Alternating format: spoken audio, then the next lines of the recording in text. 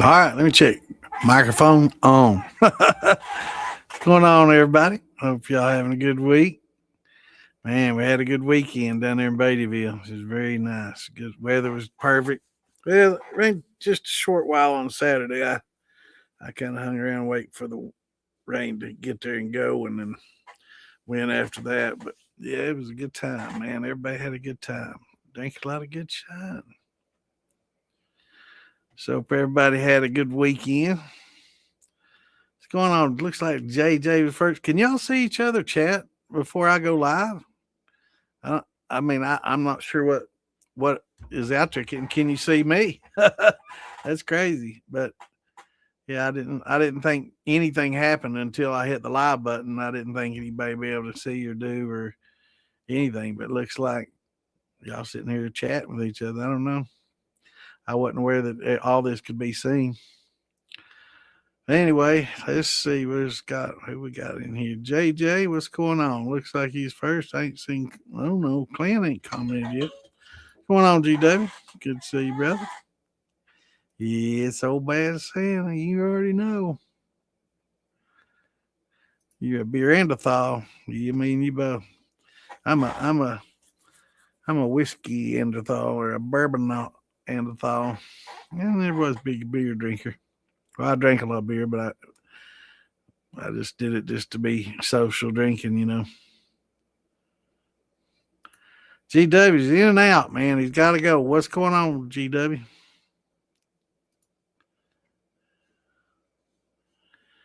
It's not a beer guy. It's liquid grain storage. That's right.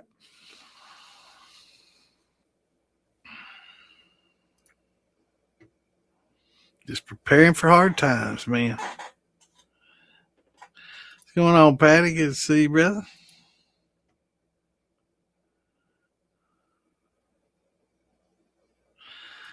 I don't know, man, but I guarantee you them Neanderthals was eating that fermented fruit and getting a little bit of buzz on it.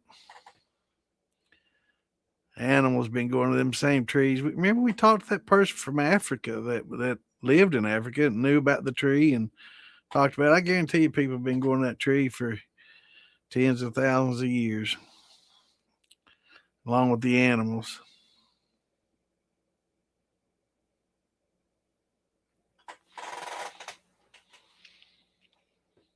Yeah, I've had especially with fruit mashes. I get some ants and stuff. Sure do, but mostly fruit flies. I hate them.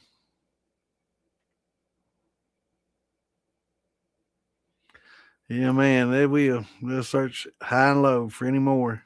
What's going on, Stephen? Good to see you, brother.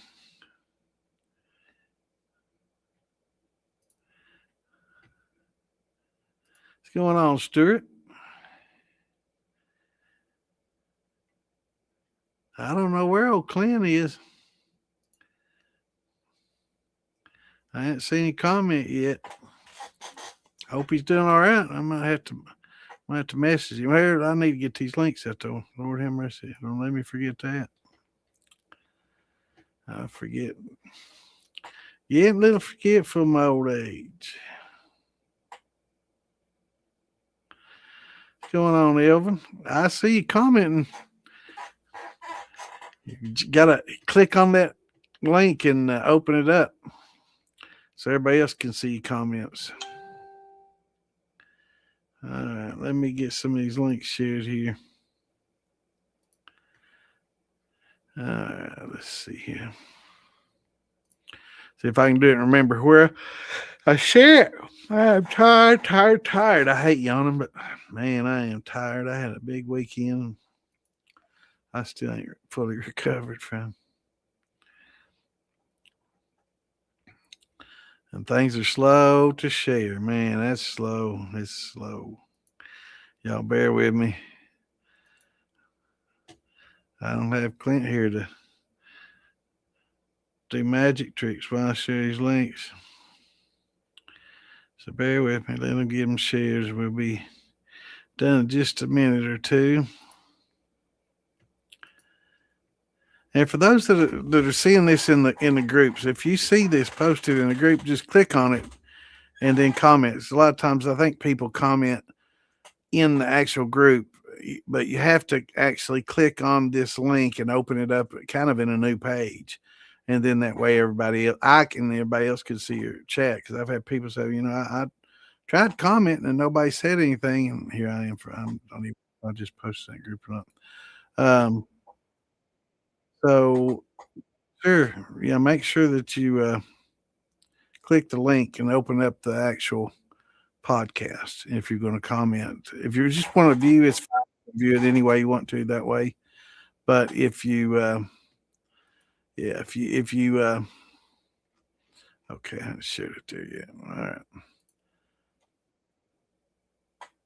But if you want to comment, you need to open it up. All right, let's see. Let me keep track where I'm at here. All right, let's see. Because people have told me that they've commented and nobody commented back or anything, and I'm like, I've watched other podcasts as well, and strangely, it's you got to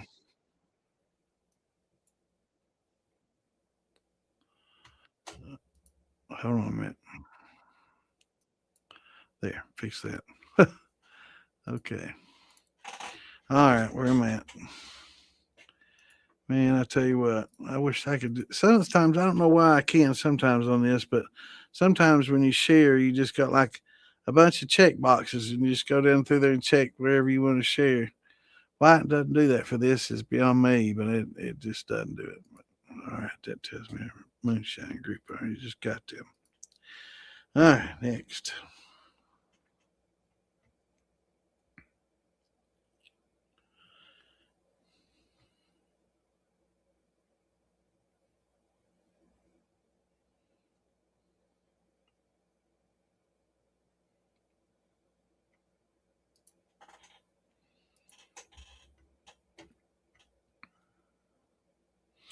So bear with me. I hate this dead air and see y'all chat and get things started.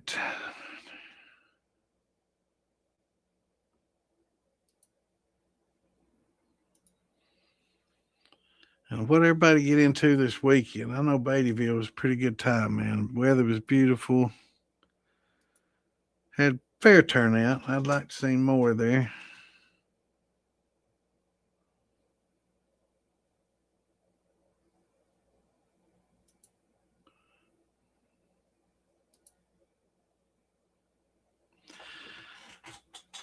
But hopefully it'll keep getting bigger. It's a good festival. It's a lot of fun and great people.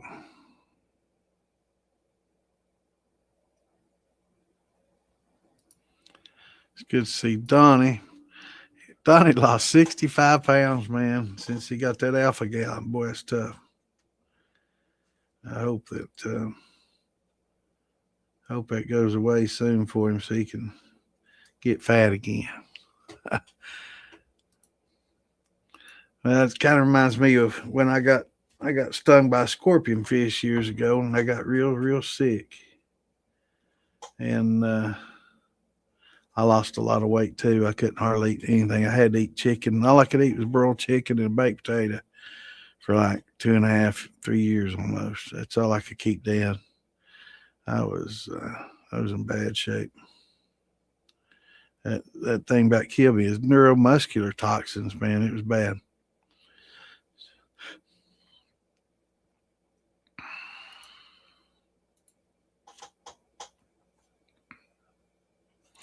It was bad. I was sick, man, for almost 2.5 to 3 years. You know, you feel when you go down the elevator, you get that butterfly feeling in your stomach, that kind of uneasy feeling. You go over a hump real fast in the car, something like that. That's the way I felt for 2.5, 3 years, 24/7. About drove me crazy, man. Yeah, it was bad. Felt horrible.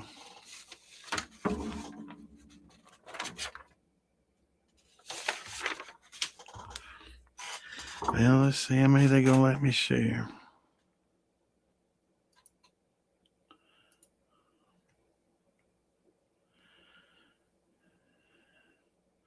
I think it's 10. Let's see. I'm going to try to start pushing it now.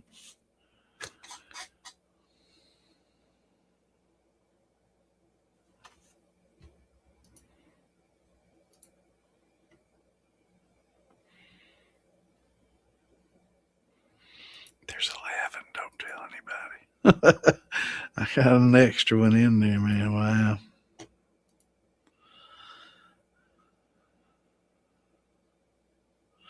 Well, just not going to say anything.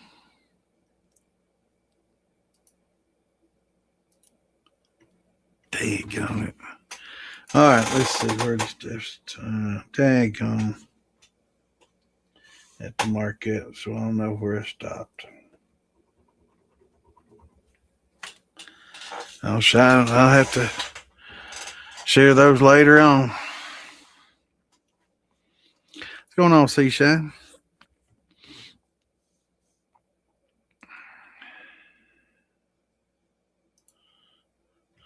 There's Cave Daddy. I don't know where old Clint is. I'm going to have to holler at him. What's going on, Evan? Good to see you, brother.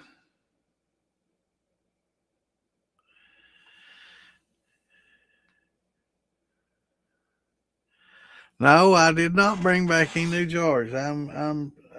I sure didn't. Nobody bought a jar for old Santa. You believe that? I'm gonna guilt every one of them and feeling bad about that too. But I still have some few jars here. I still got a little bit. What's going on, Tim? Good to see you, brother. There he is. Where in the hell you been, son? You had us worried. Yeah, we's all worried. Clint was tardy.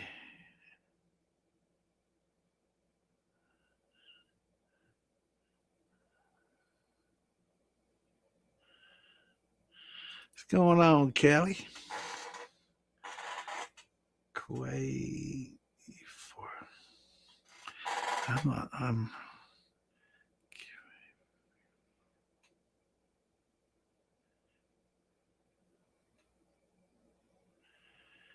QH Fork. I don't know. What's going on, brother? Hey, Brian, how's it going, man?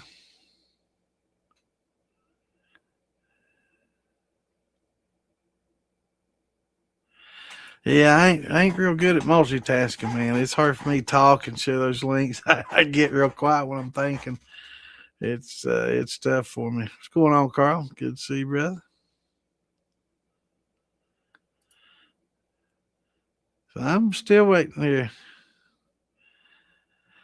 Yeah. It's I feel horrible for Donnie, man. He got bit by one of them Lone Star ticks, and he's had surgeries and grow up a meat potato guy, and all of a sudden you can't eat no meat and pork and beef and nothing anymore, man. It's horrible. So, what's going on, Mr. Gary Perry? Good to see you, brother.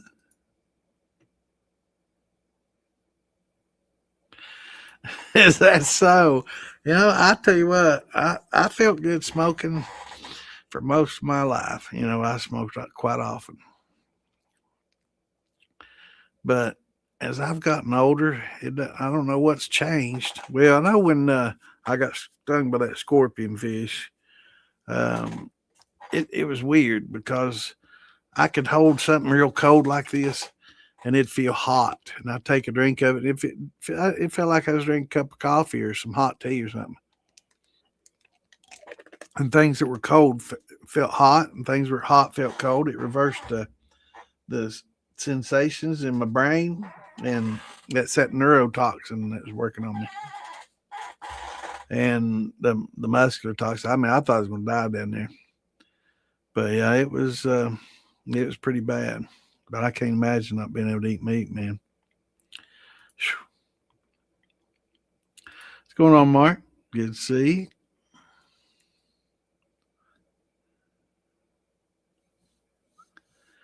How you been doing, brother?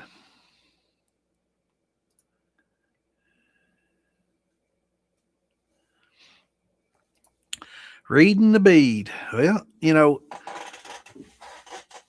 one of the best ways to do it is if it's 100 proof or more, generally speaking.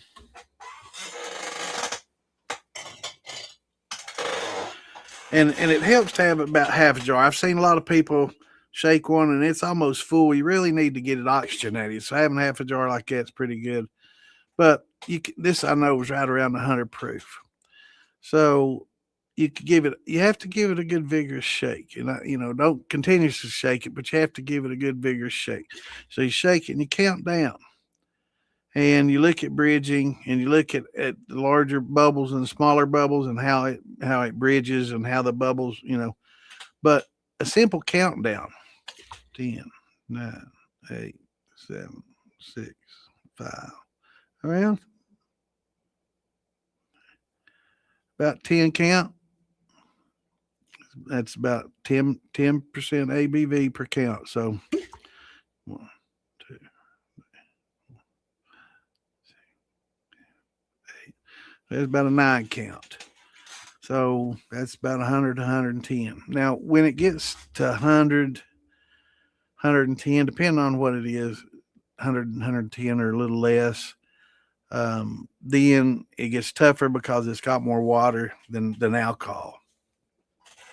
And then your bubbles get a lot finer. You'll see a lot of that underneath bubbles in the solution itself. Where here, they go away really quickly. But when you get below 100 proof, they stay in there a long time. And then you really have to rely on your bridging and how the bridge is released. It's much tougher when it's below 100 proof. But 100 to 110 and up, it's pretty much just a countdown. Just 1 second, and you start at about 190. Since that's about as high as you're gonna get. 2, 3, 4, 5, 6, 7, 8, 9, and the last bubble went. So it's about 100, 110. But that's about the easiest way when it's 100 proof or better. But when it gets below that, it's especially when you get like 80 proof to 70, it's hard to tell the difference between 90, 80, 70. It's really difficult. And then you have to look at the bridging and the bubbles, and for all guys, the size of some of the bubbles, and wait for them. And you're still counting, but you rely a lot more on observation as well, of how things are bridging and frog eyes, what to call them. But yeah, good question.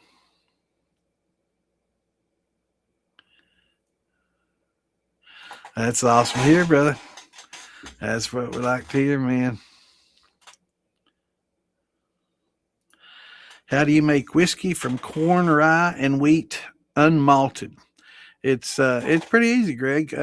First thing you have to do is you have to cook your corn, and you have to gelatinize your corn. Basically, you're breaking up all the cells, and you're busting up the starches and breaking everything open, and it's called gelatinization, and it's hydrolyzing it. Once you gelatinize your corn, and that usually takes, if it were a malted corn, you'd have to cook it at about 150 degrees for 10, 12 hours. It's crazy long. It's nobody does that anymore because it's just too time consuming and too expensive, especially if you're using propane. It's just not economically feasible. It's crazy. We used to have to do it. And, with wood, it's one thing, but when you're paying for propane, it's a little bit different. If you're on electric, it's not so bad, but still, it's arduous. And for the cost of exogenous enzymes and high temp amylase, alpha amylase, it's just not worth it anymore, Greg. So once you cook your corn at 190 degrees for about 90 minutes to 2 hours, you add what's called a high temp alpha amylase, about 185 degrees. Now, if you've ever had corn pudding, you know what a gelatinized corn looks like. It's pretty thick. It's a gel, kind of like a jelly consistency starts to look like when it gels. It starts to, you let it sit and steep or cook at that temperature for 2 hours, 90 minutes to 2 hours. And then you pour this high temp alpha amylase on there. And what this amylase does is, let me pull up some pictures. It helps me explain things to you.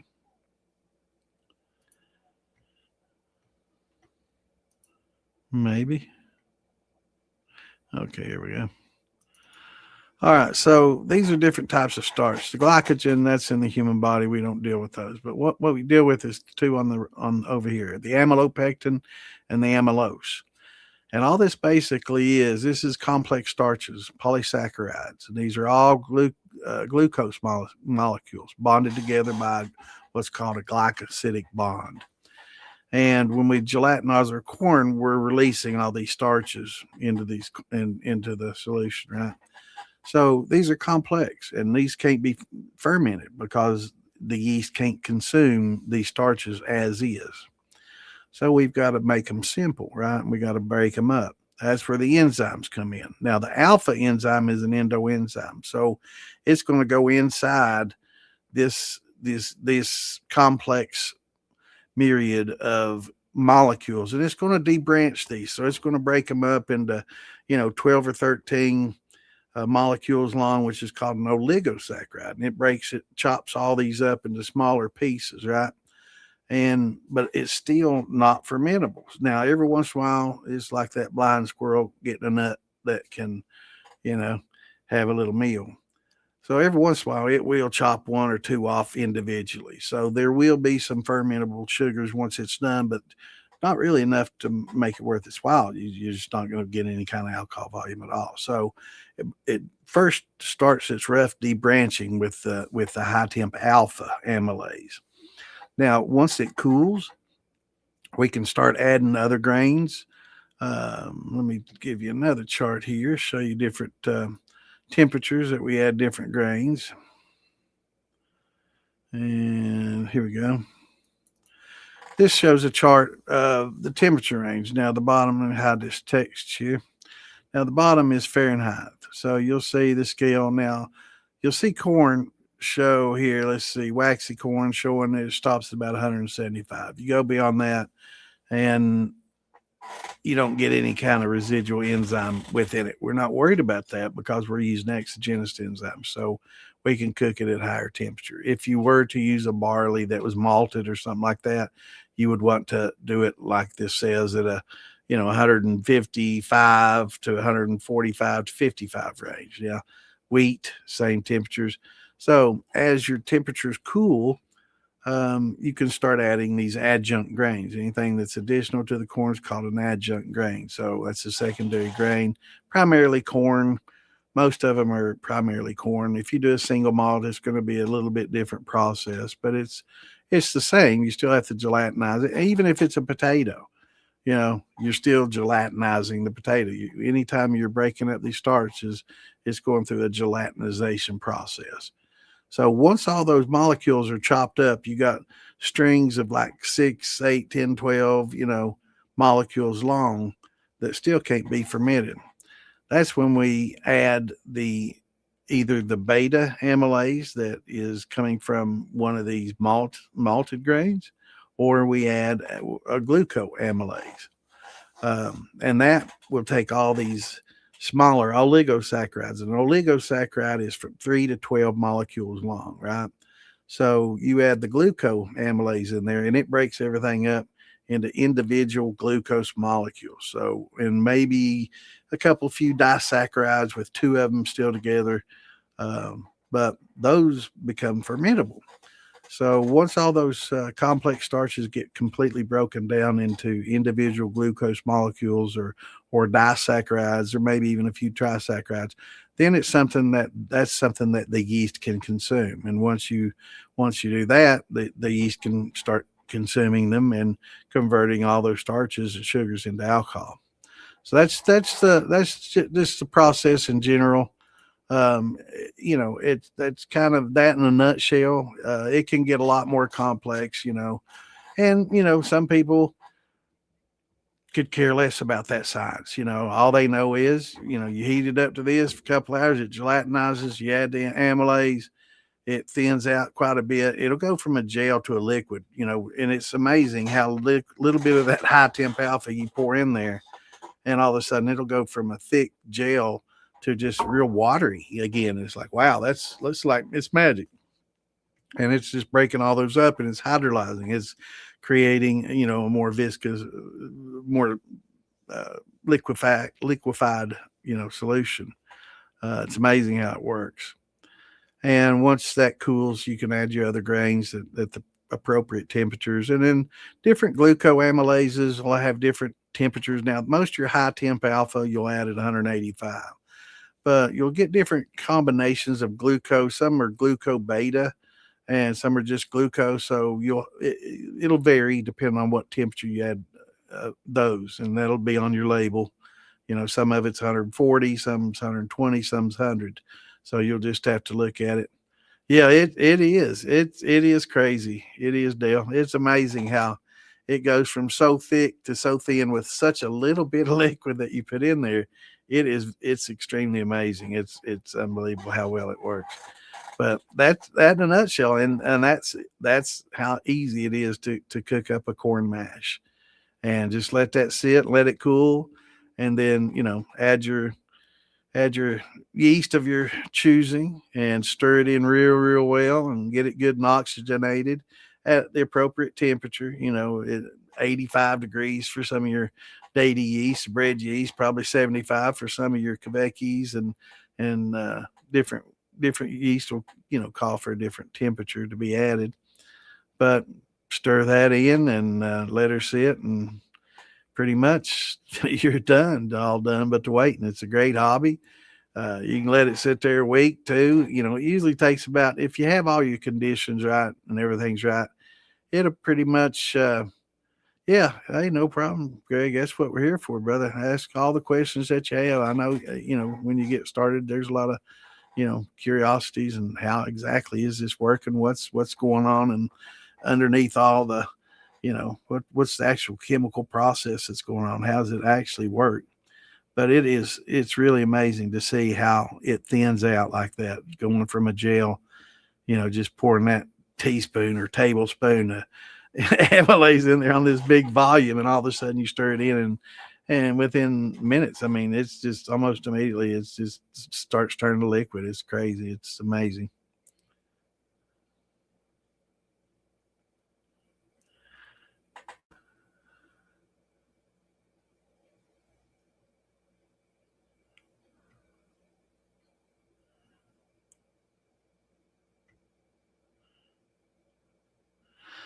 What's going on, Mark? Good to see you, man.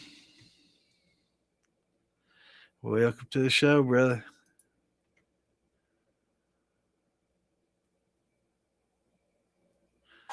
Oh, anytime, Dale, bro. Anytime, man. Message me anytime you want to. But yeah, that HC is what you want, bro. That highly concentrated stuff. You use less, and it's good stuff. And for the difference in price, I think it's about twice as strong. So yeah, you definitely want to go with the HC. It's a better value, I think.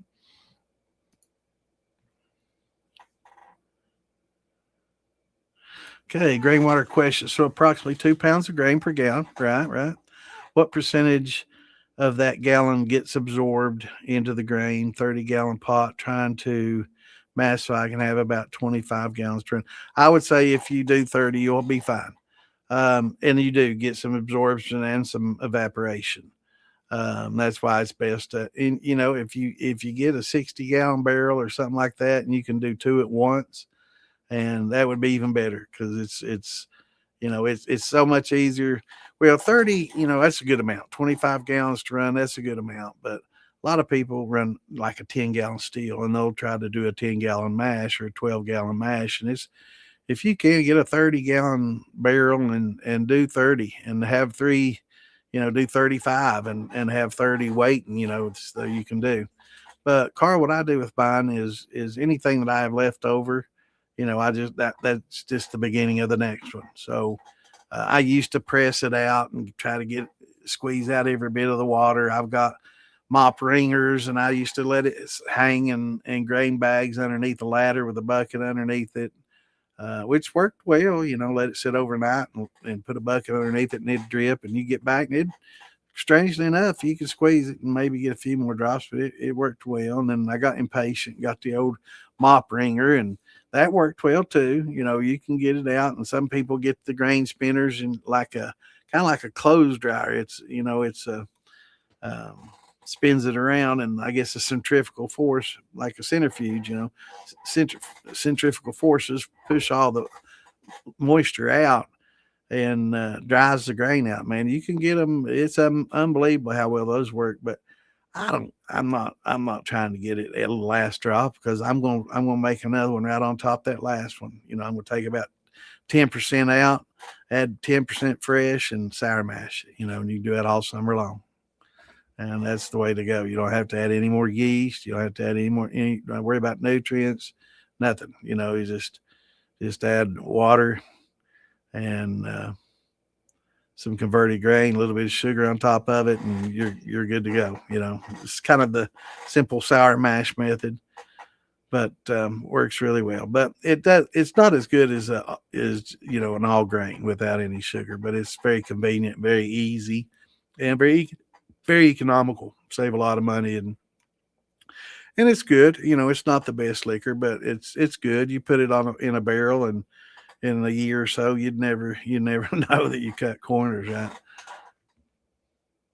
It's not going to make a top shelf, but yeah, the all grain is the best way to go. It's, if you can do all grain every time and no sugar and all that, that's great.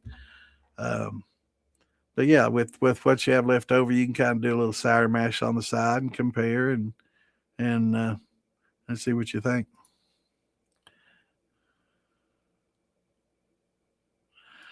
I tell you what, I got COVID, and it took away my sense of taste. So I lost my sense of taste for a while, and that was kind of weird. um, but it didn't take away my love of food or drink, but it was strange.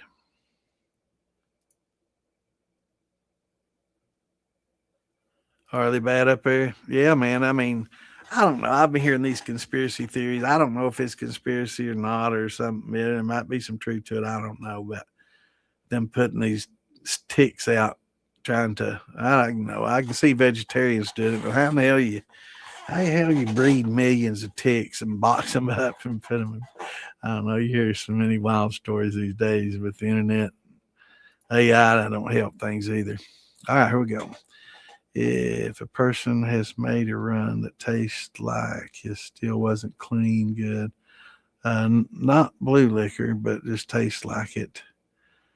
Um, I'm not sure exactly. If you're getting copper sulfites and things like that from it, um, and copper oxides, yeah, it would probably definitely don't want to drink it if it's green or blue at all. In fact, it can't be redistilled and made better. Taste them bad, that can happen, and I would just suggest rerunning it, refining it, taking more of the water out of it. A lot of times, the bad taste is brought along with the water in there. A lot of the flavonoids and things like that bond with the water a little more than they will with the alcohol.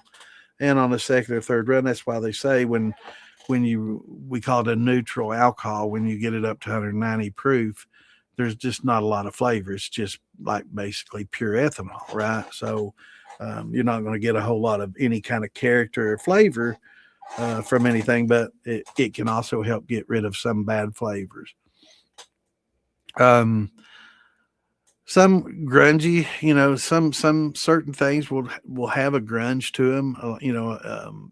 Getting used to a rum, for some people, it's a little bit different when you use a black strap or a molasses, and getting used to that. It's a little bit of an earthy grunge, and it's hard for me to tell exactly what the non-clean, but yeah, rerunning it, as long as you don't have the copper oxides in there, yeah, you can just rerun it and refine it, and hopefully you can take some of those bad flavors out. Now, is it maybe bad cuts? They didn't do cuts properly. Maybe they got some tails in there that are kind of making it earthy and wet doggy and soggy and musty smelling. And that could very well be what you're tasting would be some of the fusel oils in some of the tails, because they can have some pretty bad flavors. Building a keg still. Awesome. Much like the young fella made in his video. Okay. Currently sourcing parts and fittings for the vapor and alembic chambers. Awesome. There's a lot of good sources. Hook up with Philbilly Moonshine. You probably on his page right now or on the militia page. If you're on Philbilly Moonshine's page, yeah, just send him a message and he can hook you up with some. I'm assuming you're talking about the caps that sit on top of the kegs. And yeah, he can hook you up with that, or maybe even a column if you're interested in getting a column. And check him out. And there's some other builders that we got in the community that if he's too busy, I mean, I know he's swamped. Everybody's swamped. So you can kind of ask around a little bit and get an idea of what you want, first before you ask. You can ask opinions but it's good to come here and ask you questions and what would, find out what you really need, what you want, what you're looking for. We can kind of look at some pictures of things and talk about the benefits of each thing and find out exactly, what would work out best for you. If you like to make bourbons and brandies or some whiskeys, then you want one type of horse head to go on there. Do you like the higher proof stuff? Do you want to make vodka, neutral spirit, less flavors and higher proof that you can proof down into more of a neutral spirit that you're going to mix with things and make mixed drinks with? It'll definitely depend on that. What is the plan for my life? I planned my life a long time ago, man. My plan from here on out, I don't know, man. Take it easy, live as long as I can, and take care of my family, I guess, brother.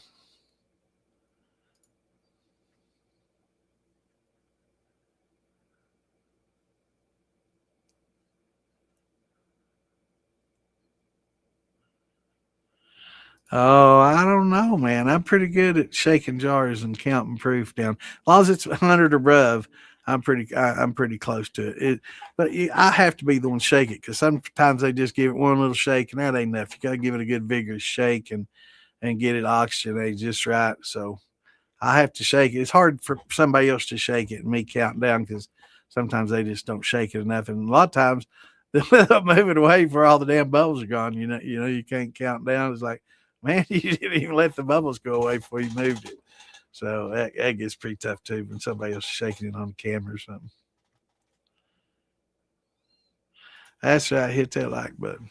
Appreciate you, brother. Yeah, we're live, man. Hell yeah.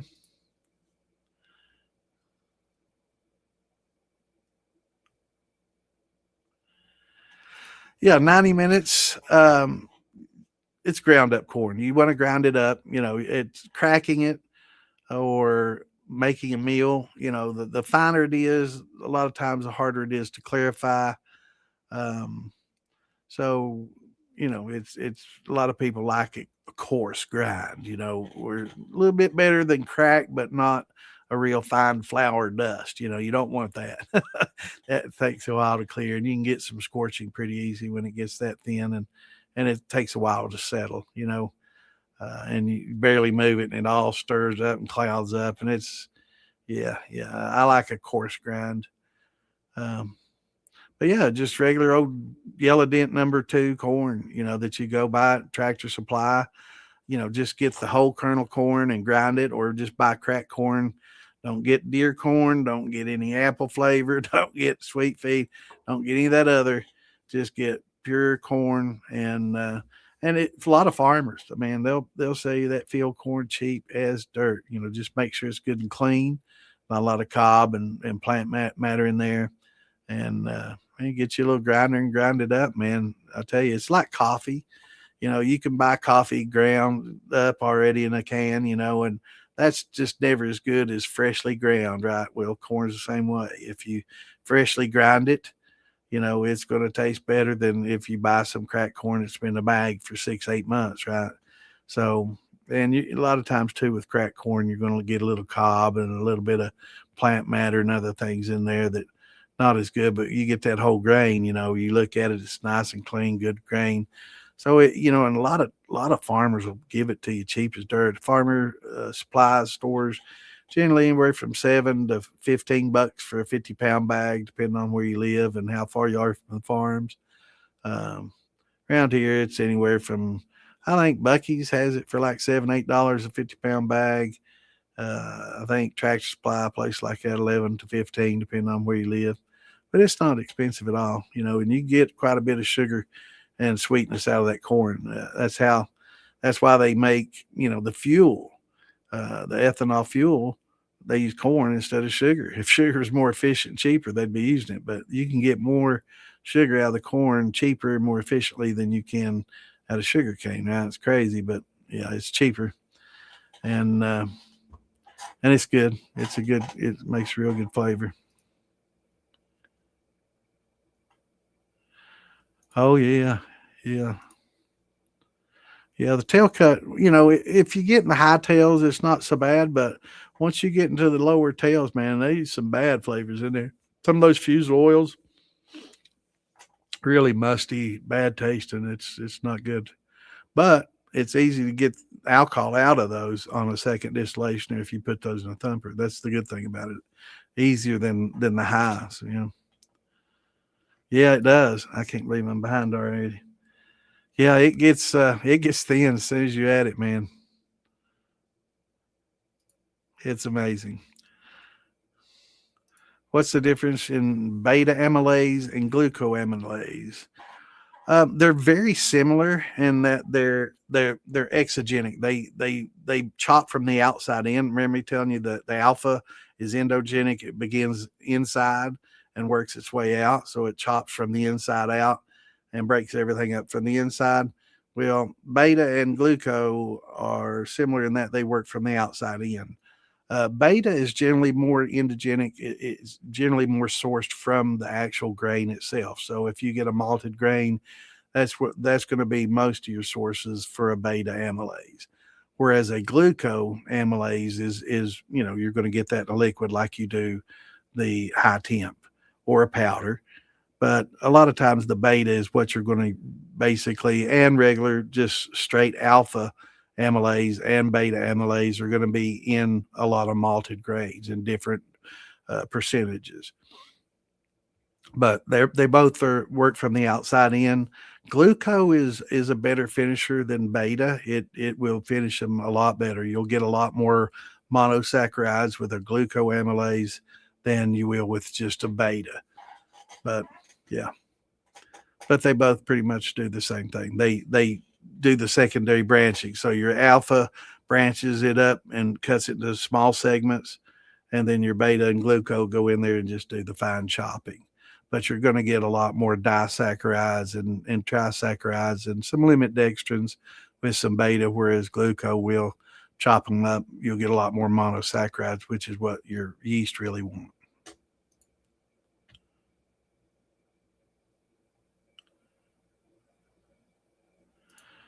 Just in the learning process.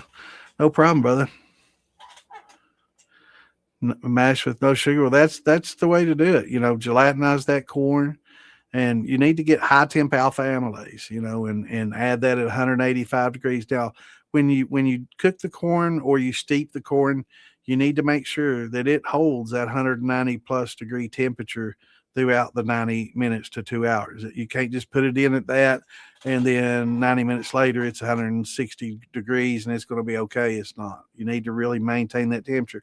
Now, it will be okay if you want to prolong it and maintain that temperature for a long, long period of time. But as you drop 10 degrees, the time gets exponentially longer. So at 190 to 200, you can do that 90 minutes. Any lower, then it's going to be 2 hours. Any much lower, it's going to be 3 hours, and it just goes way up time wise as you get towards 150, like the old malted corn I was telling you about. So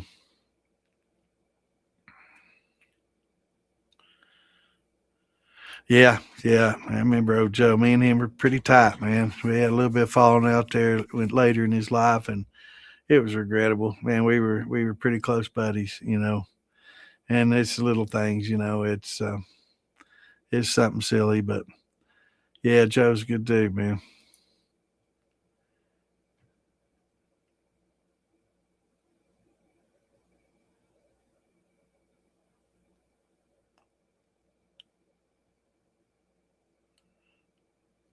Yeah, yeah. When you get to the tails, your proof will drop off pretty quickly. And if you're running a column and reflux, it'll be even quicker.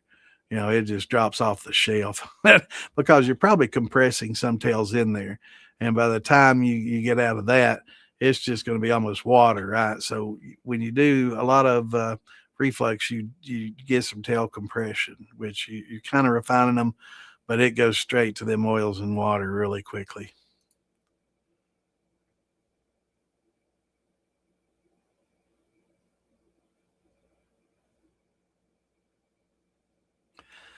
Yeah, yeah, it's good stuff, man.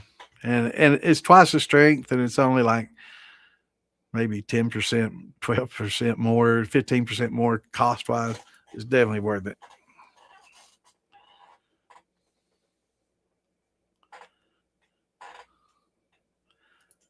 Dang, that's some high tails on mine.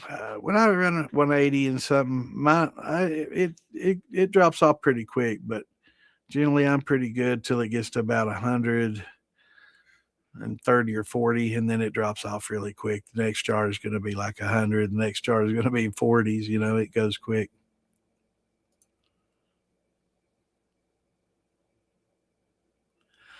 I think you got to get a hold of Prohibition directly. I'm not sure if he's worked out a deal with North Georgia that they just sell a lot of his stuff through them. I know they have it. I don't know if that's his that they're selling. It might have been at one time. I'm not sure if they're still doing it, but I don't know how many people actually make this stuff. I know neither one of those guys are making it, so I don't know about Firm Solutions. They may. I don't know if they source it themselves or they may actually produce it. There's not a lot of producers of it, and I do know that they have some big laboratories, so they may produce it themselves. They may not. I don't know, but it's a good source. You know, they're good people too, and it's amazing that you know they sell to us normal guys, and they also sell to the biggest of the biggest distilleries in the world. You know, yeah. Patrick Heiss, he actually owns one of the top 10 whiskey makers in the world, and great guy, brilliant man, and another Kentucky native, you know. But yeah, he's good old country boy and probably one of the smartest, most knowledgeable people in distilling there is. I don't know that there's any that know more. I mean, there might be some tasters that can taste better or something like that, or blenders that can blend better. But as far as the science of it, I don't know that there's many people that know more than Patrick does. No problem, brother. Hop in here anytime. We're here on Tuesdays, every Tuesday, Saturday, unless there's a festival going on or something like that. Any questions that you got, any curiosities, you know, and help buying equipment, getting set up, you know, come in here and ask. We can definitely steer you in the right direction, brother. Yeah, that's right, brother. Yeah, sour mash is very economical. Again, it's not the best liquor, you know, that you're going to make, but you're going to have a very if you do a cost to flavor benefit ratio, it's going to be some of the cheapest decent liquor you can make. Can you make better? Yeah, but how much more is it going to cost you? It's going to cost considerably more.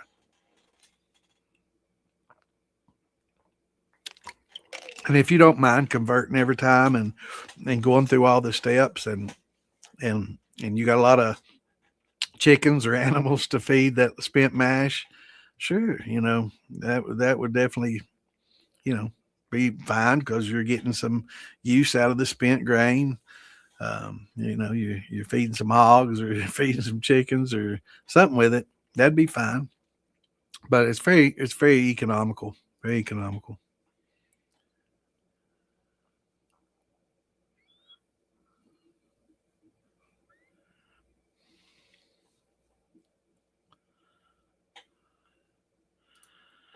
180M is smooth, but also not crushable. What are we talking about, JJ? When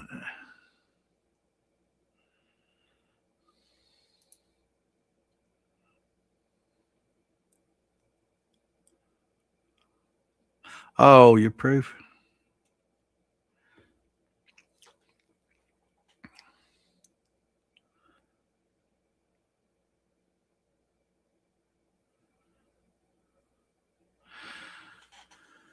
Or the temperature. Yeah, you can adjust also adjust the temperature that's going into your deflag. If it's real cold, you're getting a lot more reflux, right? If you put warm water through there, you're going to get less reflux. If you put hot water through there, you're going to get hardly any. So you can adjust. You can basically dial the proof a little bit that way as well. No, it's okay. I mean, it's not the best. It's not going to be the best in my opinion. Some people love it. Um, for me, it can get a little hot. And it is basically a corn flavored sugar shine. I mean, I made thin mash forever. I saw somebody ask what was my favorite recipe forever and ever and ever. I just did cornmeal and sugar, right, and made thin mash, and it was hot. Wasn't the best, but it made some moonshine. But after going all grain, yeah, that's definitely, no comparison. It's definitely much, much better. In fact, let me taste a little sippy sip. Let's see which one of these jars. Trying to drink these jars even so I can mix them up. Getting pretty close, man. I'm gonna mix them up and put me a little stave in there. This is probably about the last drink I'm gonna have out of this one. I'm gonna mix them both up.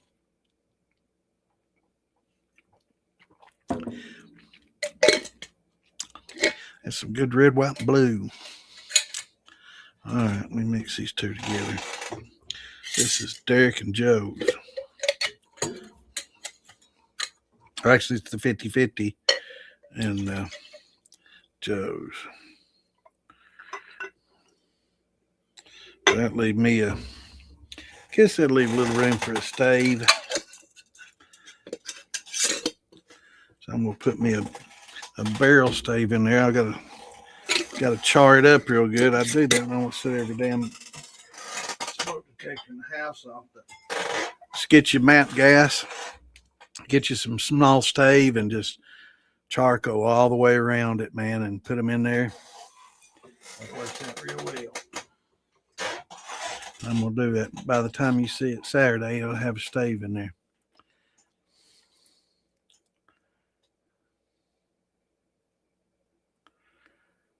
Yeah, you can dial your proof in, by adjusting the flow and the temperature that's going into your deflag. Yeah, you can definitely. With mine, I can go from like 140 to 180 just by adjusting the temperature. Pretty cool.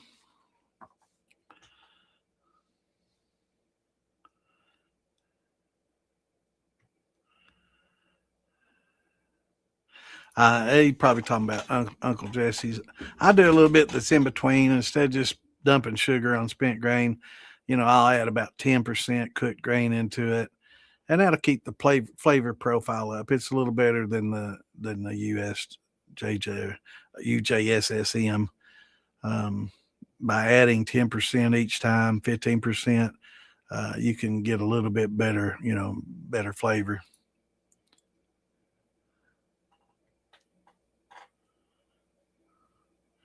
What's going on, Owen? Good to see you, brother. Here's Miss April. We sure missed y'all this weekend. That means it's ready to run. Yeah, I hope you and Jim are doing good. And I want to see y'all coming to Maggie now. I don't want to hear none of that. Y'all come on to Maggie. And don't wait till Saturday.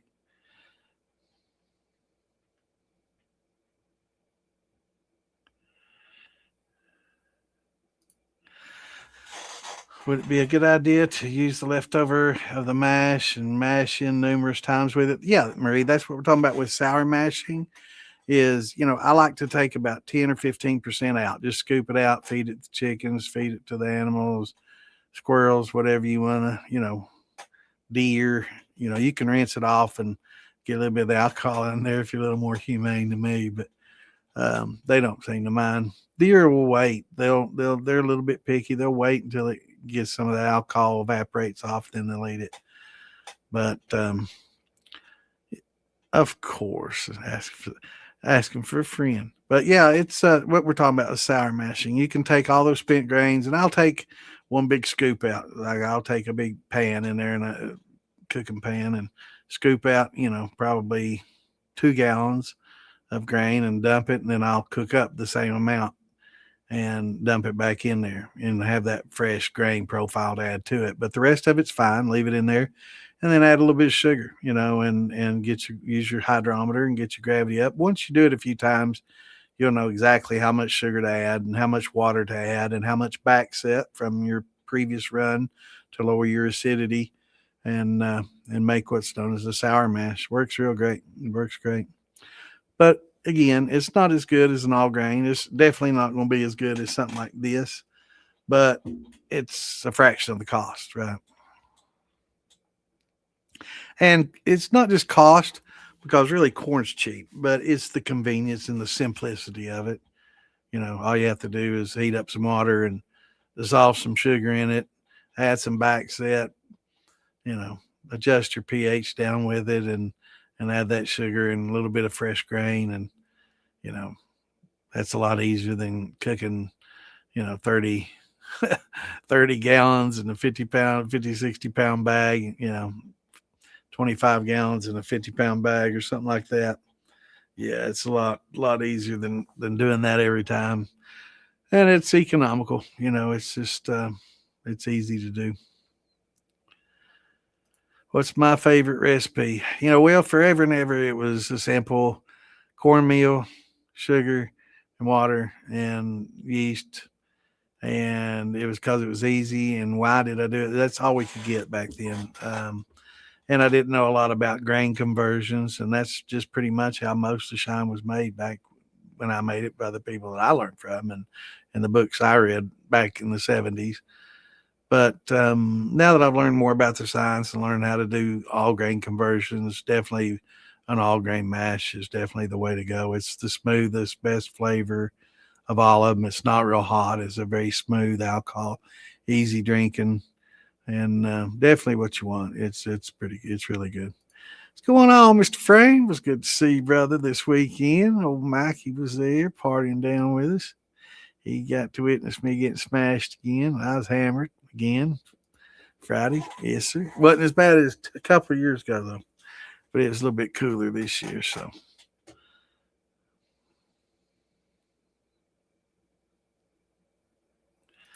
no, a lot of people crush and crack. No, you don't need to worry about it.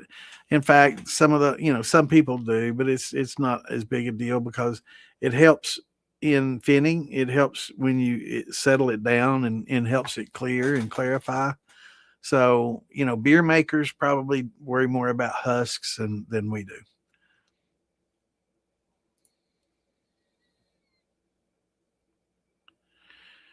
Clint's favorite is corn, rye, and barley. All grain, no sugar. Yeah, I like corn, barley, and wheat and oats. Um, that's my favorite. I'm not a huge rye fan. I can put 5 or 10% in. I'm okay with it, but I don't like a real high rye. But I love the sweetness of wheat and the softness of oats, and the corn and barley is, of course. So that's mine is corn, oats, and barley and wheat, and not in that percentage. I guess corn, barley, wheat, and oats is declining percentages of each as it goes.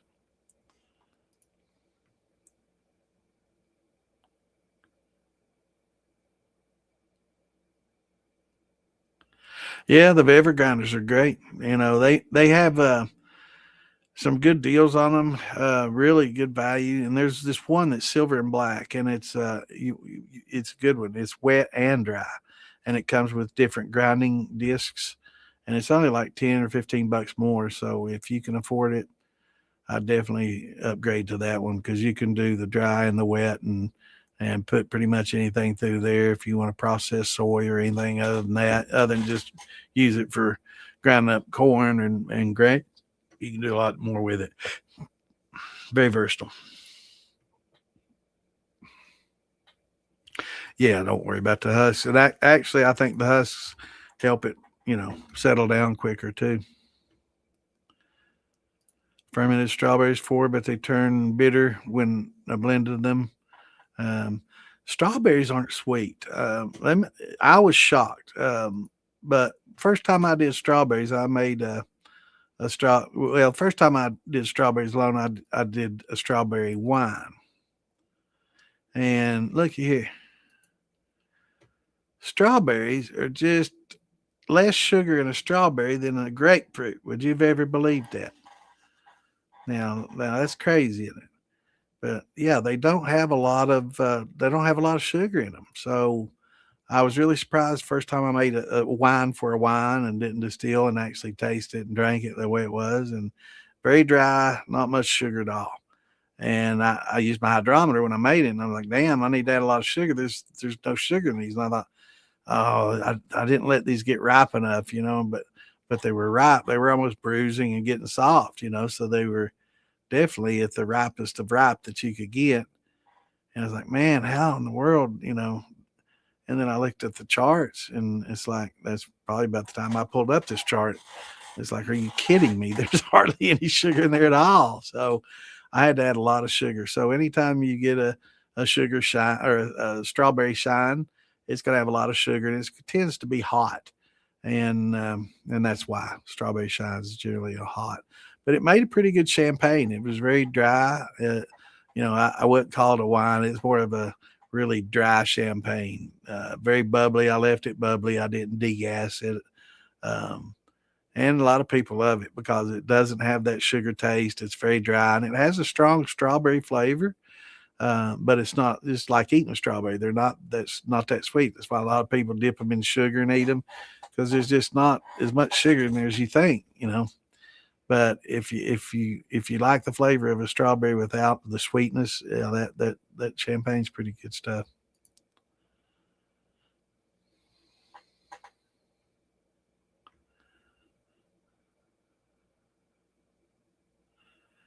Yep.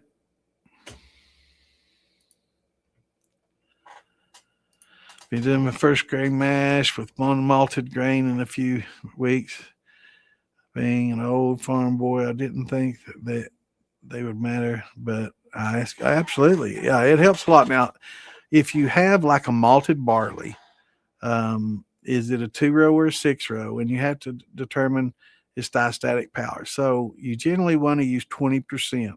If you're using a malted wheat or malted barley, about 20% would be a good number to do. So if you want to do like 80% corn and 20% malted wheat or malted barley, works perfect. And again, here's this chart. It will help you. You add your malted barley at about 155 and try to hold that temp between 145 and 55 for at least a good 30, 45 minutes. And that should give you plenty of time for your endogenic enzymes to break it down. But I would also highly encourage you to get some high temp alpha amylase. And, you can use less than is required. Since you're using a malted grain, you can use maybe half of what they call for just to make sure that you get that good conversion, especially first time doing it. And it helps a lot. And it doesn't affect your flavor any at all. And it's only going to help you get a good conversion. And there's just no reason not to do it. Used to, we had to use what was a powdered amylase, right? If we wasn't using what was in a malted grain, we used a powdered amylase.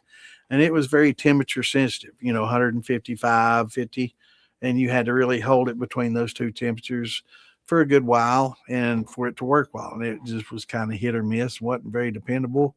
and a lot of times you'd have to use 2.5 pounds of grain per gallon or three to get as good conversion and good amount of alcohol that you wanted, because it just wouldn't get a good conversion. But now with the high temp alpha, I can do two and a quarter, and get as much alcohol as that as I used to, 2.5, almost three. So yeah, it's a lot more efficient. So if you can, I would highly recommend that you buy it. It's really cheap. It's not much, and you don't use much. So you buy like there's 2 packs. I think they're like $20 each. So it's a pretty decent initial investment. Excuse me. But as little as you use, those 2 quarts are going to last you for a year. They'll probably go bad before you use them all up, unless you do a lot. So they're not a lot. They're not expensive. A lot of times they'll sell it in 2 packs, high temp alpha and gluco, and it's definitely worth the investment. It makes things so much easier, and you don't have to use the malted grain. You can use unmalted, and not really need a diastatic, or you can continue to use your malt and just save a little bit on your amylase. Just kind of cut it in half. But yeah, it works real well. Yeah, it does it, and malted grains give you a certain flavor as opposed versus an unmalted. So, if you want to continue using that malted grain to get that unique flavor, yeah, you can continue to do so, and you won't have to worry as much about, the conversion as much, because you're just going to be using it more for flavor, right?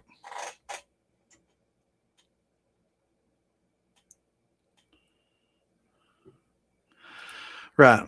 And that's why I add that 10 or 15% every time. If you don't, your grains just get spent. And after the fourth or fifth generation, a lot of people, it's basically just not even a corn flavored sugar shine anymore. That's why I take that 10 or 15% out every time and add fresh grain to it. That'll keep that profile up, and you don't have to cook as much. That's the big benefit, is you don't have to do the 25, gallons of water in the 50-pound bag. You can do 5 pounds and, a couple gallons of water, right? So yeah, it helps out a lot. You can cook it on your stove instead of outside on a big, huge pot. So much easier.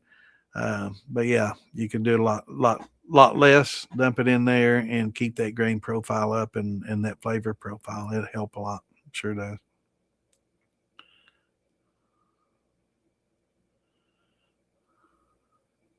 Yeah, yeah. The difference in flavor will be you don't get that malted grain flavor. So you just touched on what I was just saying. I'm just scrolling down to these as I get to them. But yeah, you don't get that malted grain flavor. It doesn't add any flavor or take away any flavor when you use these exogenous enzymes. It just takes care of the starch breakdown.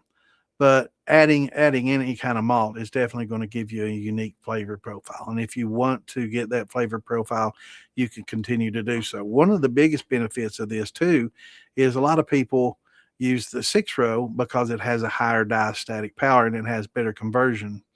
Now that you're not as concerned about conversion, you got these liquid, high temp and liquid gluco. You can use a 2 row, which is, I would say, 95 out of 100 beer makers are going to say 2 row is much better. You're going to get that 5 out of 100 that's going to say, nope, that 6 row is where you got to go. But most of your brewers and everybody's going to say, that 2 row is where a lot of your good flavors come from. So if you're using, these exogenous enzymes with, like the high temp liquid, and the liquid gluco, you can use a 2 row and change your flavor profile, and start experimenting with those without having to worry about, do I need 20% or 25 to get this conversion? Now I can just do 10% because I didn't really want that strong of a flavor, that it's adding, some of the dark malts.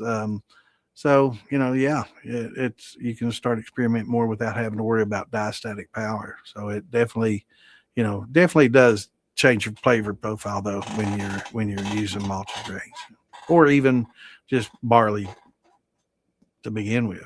Just adding any adjunct grain is going to change your flavor profile. But the malted versus unmalted, does change the flavor. Yeah.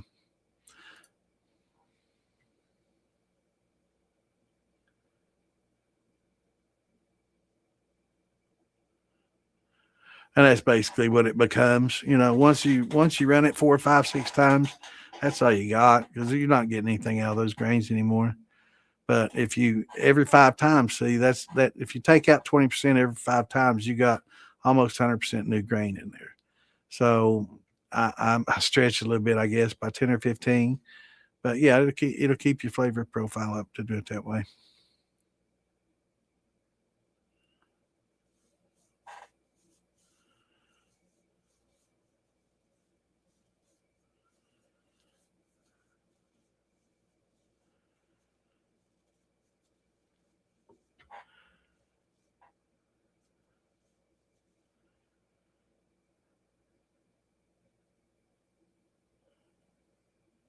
Yeah, yeah, it gets real hot. It gets real hot. It's basically a sugar shine at that point. That's why I started the Uncle Jesse's. Simple sour mash is okay, but it's not something that you can run in perpetuity. I can't say it anyway. But changing out those grains will definitely make it to where you can, and you can adjust that. You may want to go up to 20. If you want to get more corn flavor. Also, there's other things you can do to get a little bit more. You can, put some cream corn in that jar rig or in that thumper and keep that profile up better too.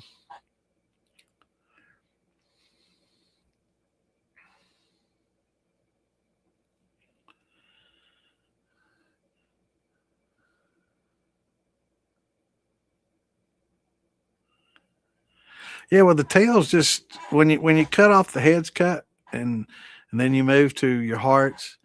That's when you get into your keeper jars, right? And then once you get to the tails, roll in the bucket, just let her go. Just don't walk away, but you can sit back and Facebook and just let it drip. You don't have to do any more cuts. Let it run as long as you can afford to, and run those tails out because there's a lot of good alcohol in those tails. 130 proof. Think about that.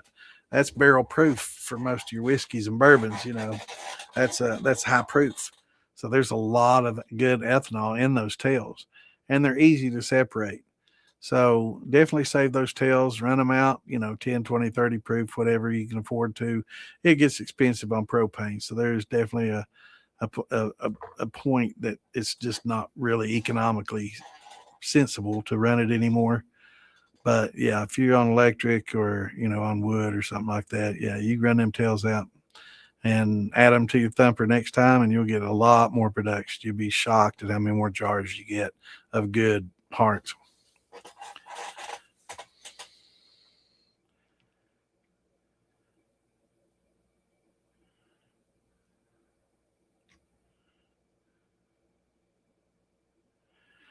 Yeah, that's we were talking about that, and I want to start a kind of a festival thing when some of our buddies and everybody get together, especially some of my buddies with Quebec yeast and some of the expensive stuff. I want to work out a yeast exchange, and you can propagate your yeast, and if you start out with a commercial yeast, that's fine. That's how everybody starts out, unless you want to go out and find a wild yeast to strain and acclimate it, which is going to take a lot longer period of time to do, and it's definitely arduous to do that task. But if you do get some nice, good, high quality, expensive yeast like some of these Quebec yeast cost, um, share it, because it's easy to propagate and easy to share, and you bring just little pimento jars or little olive jars, even little teeny tiny jarfuls, and that's all you need, man. That's billions of cells in there that you can take that and just go forever. But yeast is pretty inexpensive generally, but there are a lot of good expensive yeast out there. So, trading that would be awesome. I don't. You're getting more carbon dioxide than monoxide. Yeah, you're going to get mostly carbon dioxide, but I'm sure it's possible if it measures the dioxide too. But most what's going to put off is carbon dioxide.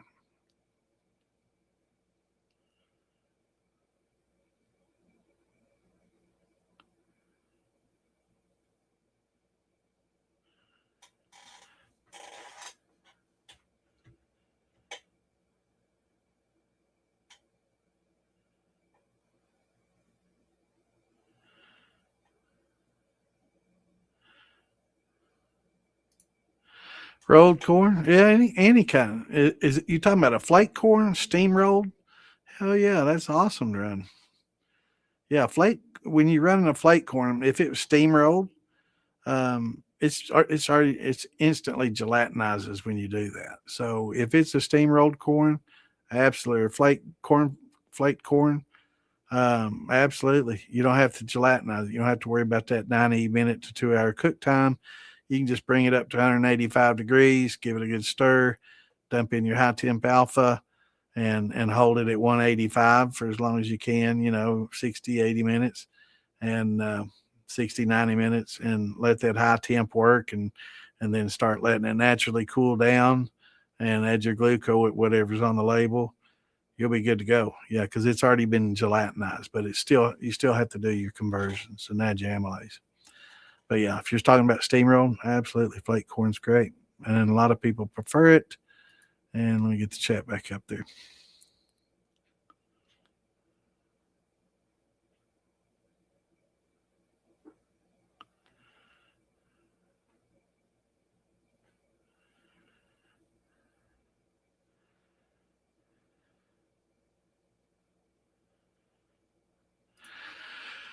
Well, being able to tell the smell, basically 50 milliliters per gallon is a general rule of thumb, is how much going to come off per gallon. So basically how many gallons you got, and a lot of these jars will be marked and graduated on the side. So if you're running 10 gallons, you're going to get 500 milliliters, right?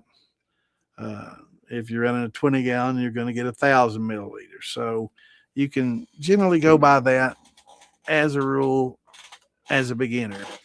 But what you really need to do is, as it's coming off that drip, feel it, rub it in your hands, smell it, and get the character of it, and smell what you have coming off. Acetone has a very distinct odor, and ethyl acetates and a lot of the heads have a distinct odor. Once you get away from that, once it's not slick in your fingers, it's clean, your fingers squeak, and you don't have that odor, you know you're in your heart. And then, but you can also just separate it by jar. So you can do in smaller jars. The smaller the setup you got, the smaller the jars, and do it in small jars as you go. And that way you can taste each jar and taste the progression, or as I'm getting ready to explain, the degression. When you separate in jars like that, you can start at the tails and work your way backwards. And you'll definitely know when you're getting from the tails to the hearts, because you'll tell a big difference. You'll tell you won't get the oily, you won't get the musty, you won't get the wet dog. There's a lot of um, earthy notes that you won't get anymore, and it'll start being good. Once you get to the heads, you'll definitely know it. But if you start at the heads, um, then you'll kind of taint your tongue and you'll get that taste in your mouth, and it's hard to get that out of your mouth. So it's best to end up there and not start there.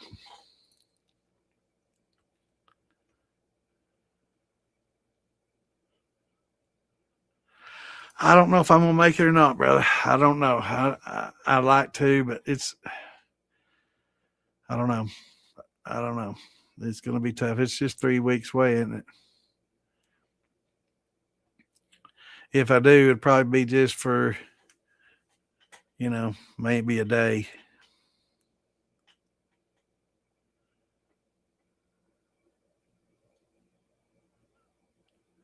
Yeah, yeah, he's got beginner copper stills for sure, brother. I'm gonna try. I can't make any promises. I would love to get there. I haven't been there yet, and I feel bad. I need to get up there and go. I got a lot of brothers that go, and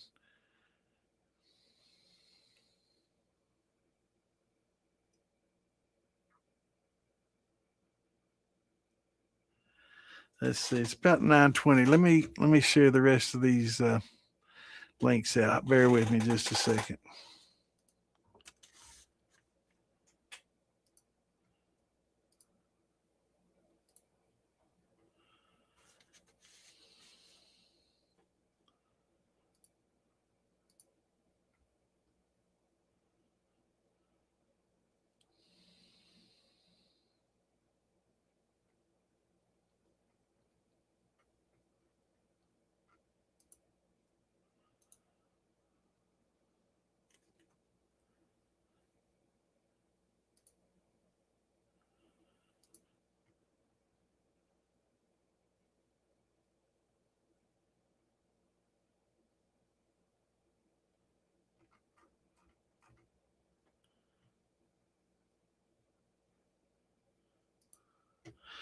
Bear with me. I have to get these shit out. I can't believe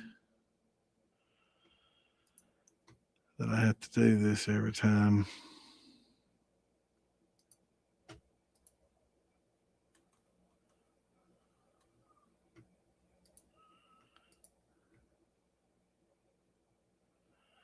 Just about when I was getting ready to get caught up, too.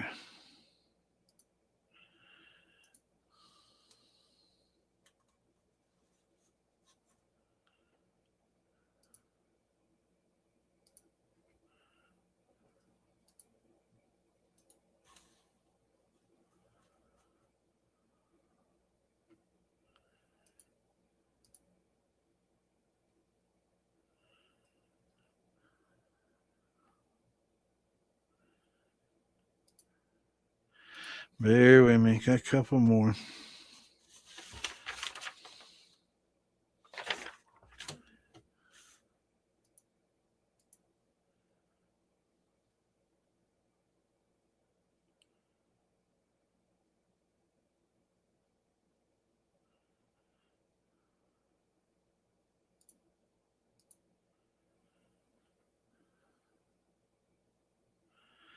Let's see if it'll let me do this last one.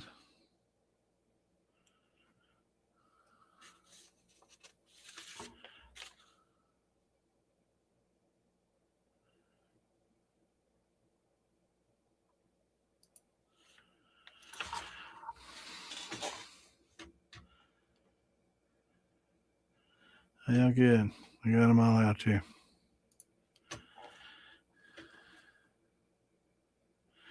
Inverted sugar helps a lot. A lot of pastry chefs and a lot of people like that. Um, oh, I missed that question. Let me take it. Oh, it was for Clint. Okay.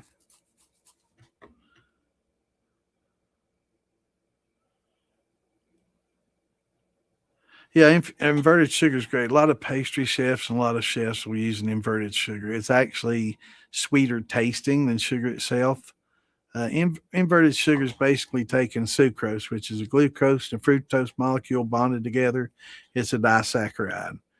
And when you invert it, you're breaking that bond, that glycosidic bond I was talking about earlier. You're breaking that up, and you got one molecule of glucose and one molecule of fructose, and that's sweeter on the palate than the sucrose. So it's definitely better to use. A lot of people don't want to go the trouble to. Some people say they can't taste the difference, but it's definitely going to be better for you. Whether it's worth the trouble, if you're doing it properly with the acid and everything, it's awesome. I've done a lot of inverted sugar for wines. It's a great way to use that for back sweetening wines and sweetening up your wines too. Definitely better flavor.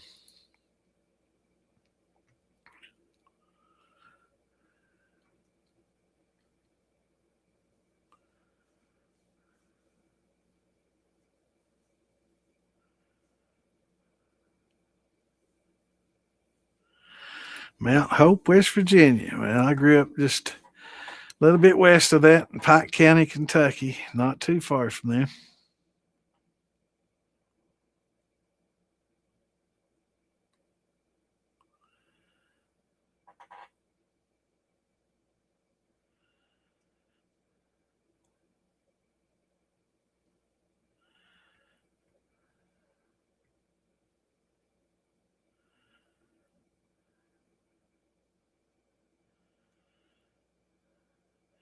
Yeah, I like these notes too.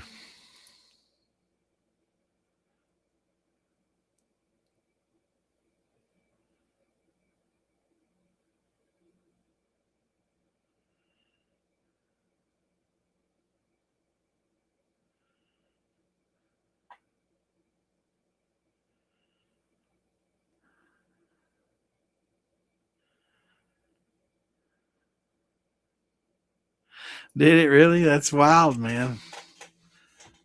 It must be pretty sensitive. Yeah, I guess it's probably picking up carbon dioxide and monoxide both.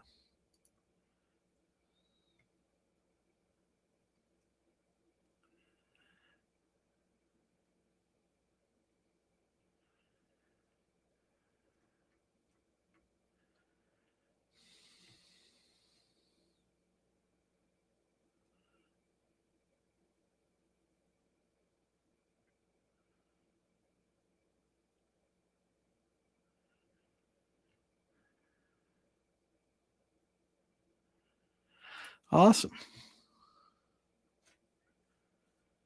She's an attorney. So my dad and brother are attorneys. A whole family of them. Got a nephew that's an attorney. Half sister's attorney. Yeah.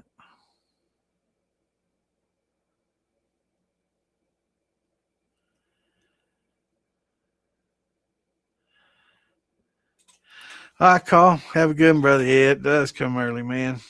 Thanks for tuning in, brother. We'll catch you on here Saturday. We'll be on here 8 Eastern. We'll see you then, brother.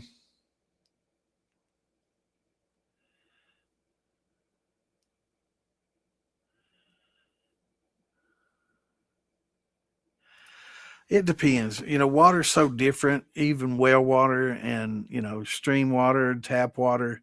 If you're in Clinton, Michigan, tap water is like the worst thing in the world, man. You'd be better drinking out of the river, I guess. But, from Eastern Kentucky, where I'm from, there's a lot of coal mining. And, it's a lot of the well water's hit miss. There's a lot of iron in the water there. You can tell when you got a little drip on an old white cast tub, there'll be an orange yellow where that drip hits. And that's just such high iron content. And that's one of the worst things that you can have in any water that you distill with or make beer or wine with. Iron is a huge no-no. It prevents calcium uptake and other things, and it just doesn't. It affects the chemical reactions, and it's not good. Um, but it really depends on where you are. Some and what type of well softening and system that you have and treatment system. Some of them use sodium, so that's not going to be that great. Um, but and some of them are real soft, and you kind of want a little bit of a harder water, higher calcium content. So a little bit harder water, and that you want to lower the proof though when you lower that the pH. You want to lower the pH when you get ready to cook, and do your mashing.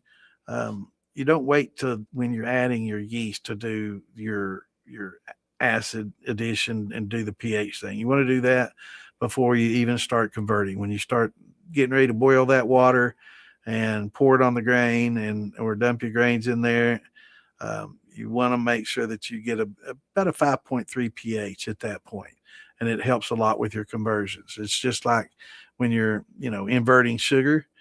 You got to have a certain acidity.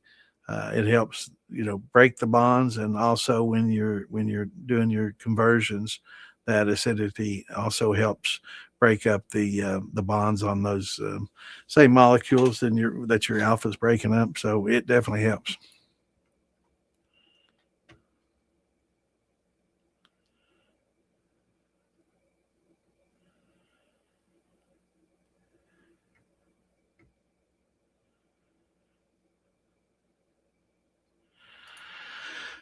Have it fresh sweet corn mash sealed up for the last 8 months. Cracked it open yesterday and have what seems to be a Maillard reaction. Okay.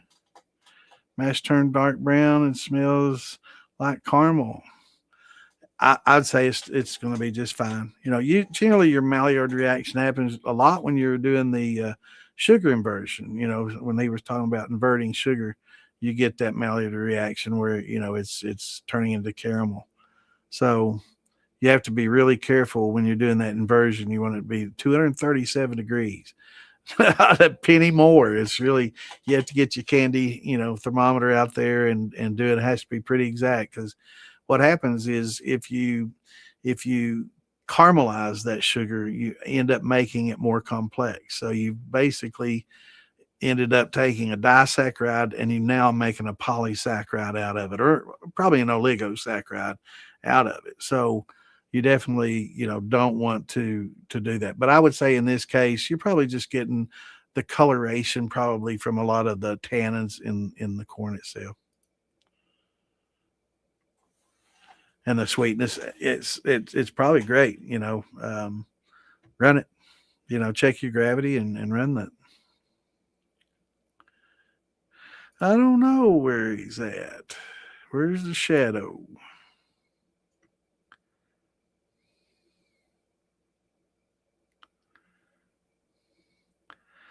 Yep, yep. I tell you, man, and they make great wines too.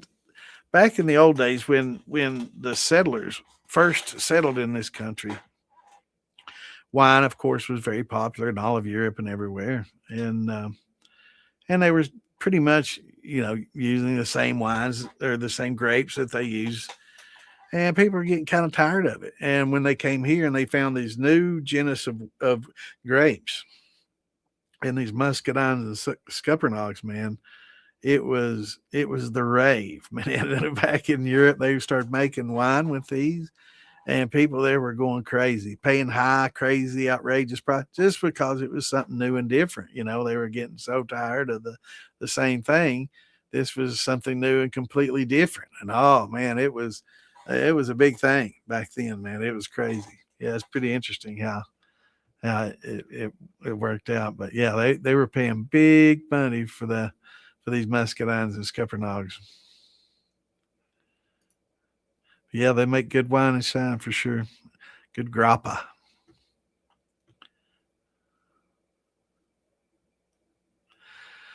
There are lots of sources for 20. Of course, if you want to get a traditional copper steel, it's going to cost a little bit more. If you want to run a stainless rig, that's what a lot of beginners do. It's a lot more economical.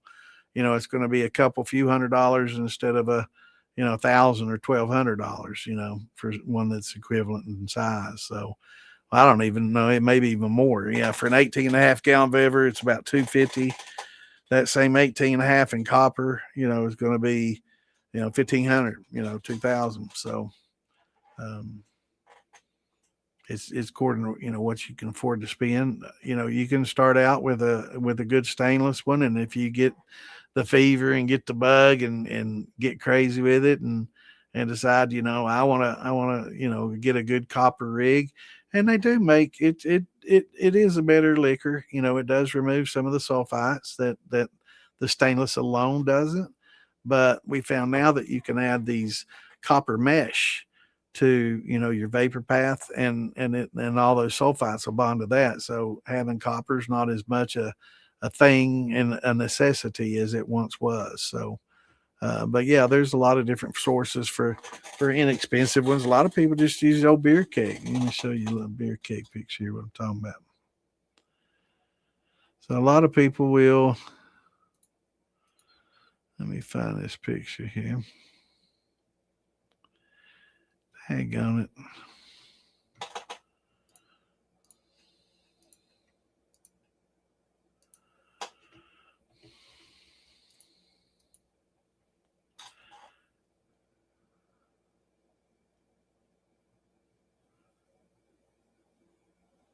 Well, there we go. So here's old big keg steel. You put that on a turkey fryer and run it, and you see that column that's sitting on top of there. You can buy different columns to fit that. You can get one that's fairly inexpensive, just like this. You can get that on eBay or Amazon, or from Phil Billy or a few other sellers, and put that right on top of your keg and run that. But both of them work just fine. You can get your beer keg for $35-40, and if you want an electric element and go that route, it's going to cost you a little more initially. It's going to save you money in the long run. Electric's a lot cheaper than running propane forever. But yeah, you get you a pretty good little setup pretty cheap, brother. Or you can get a Vever. I don't know if GW's watching. He's moaning and groaning right now if he is. But I'm not going to not say it. But here's a little. It's called a Vever 18.5 football steel, and those work great. You buy them and they're ready to go, and you can put that copper mesh right inside that football cap, and it'll take the sulfites out that you need it to. I've got one I run. I've got several different kinds of kegs. I got keg steels, big steels, but it's pretty convenient. A keg you can't put on a stove and run. This you can run on a stove or on electric or gas or whatever, but you'll have to get ferrule put in the side of it to run electric. But yeah, all of them work pretty well.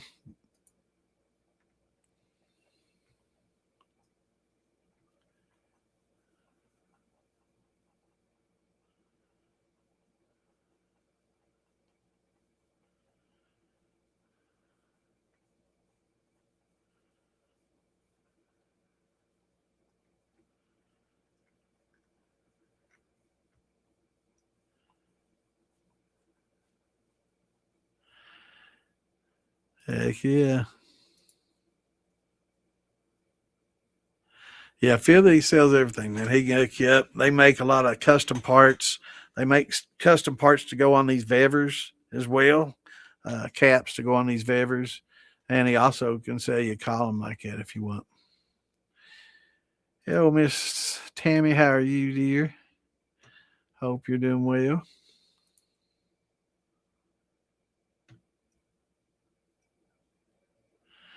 Yeah, I know, man. I know. It takes a lot.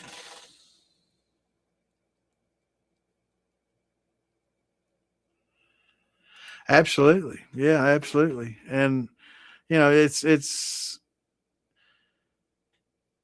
you can use it for both, and having both will be essential. Having moonshine, as a disinfectant, and for cuts and scrapes, to make tinctures for cures and medicines, and to have a water distiller to have good clean water. Absolutely, brother. Yeah, it's going to be essential if it happens. It's and it really doesn't take an end of the world situation. If you live in Flint, Michigan, you could probably should be running the still now, right? Can't imagine. But yeah, a lot of places it's definitely need it.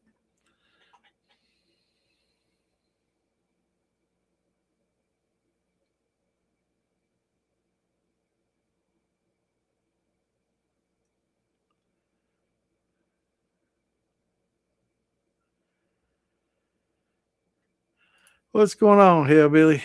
Good to see you, brother.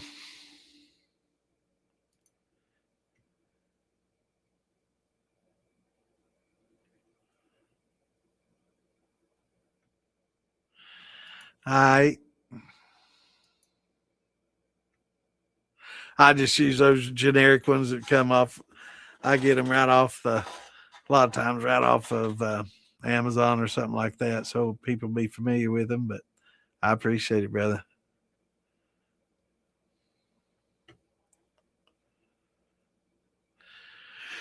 Yeah, we got popcorn, popcorn in 3 weeks, and then Maggie, of course, that's a little bit later. I don't know, a few months from now. Then we got Farm to Bottle. I don't know. I don't know if I make popcorn in 3 weeks or not. I don't know. Hopefully, I'd like to though. If I do, I'll probably just come down Friday and hang out, car camp, and hang out Saturday and come back Saturday night. Are you going to have it? Yeah, yeah. I'm gonna try to make it. I ain't gonna make no promises at this point.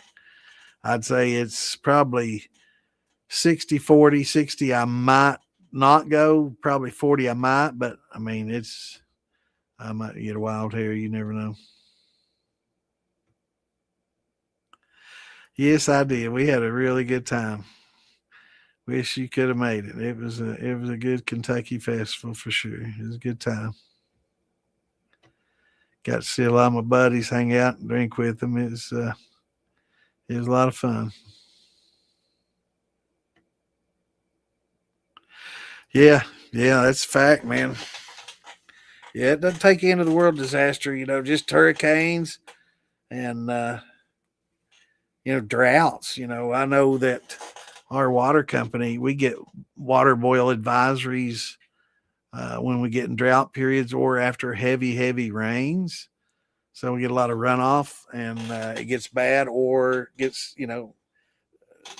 I guess, stagnant. It gets bad. So where we draw to the rivers. So those are some times that, yeah. either need to go buy some bottled water or start distilling, you know.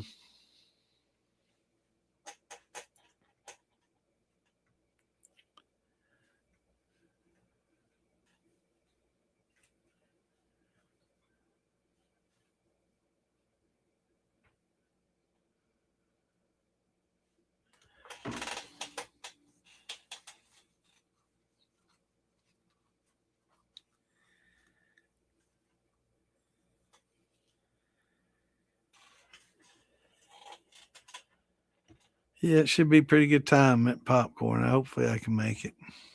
I just can't. I'm just not going to make a promise that I'm going to be there if I can't, for sure, you know. It's just real hard for me to drive.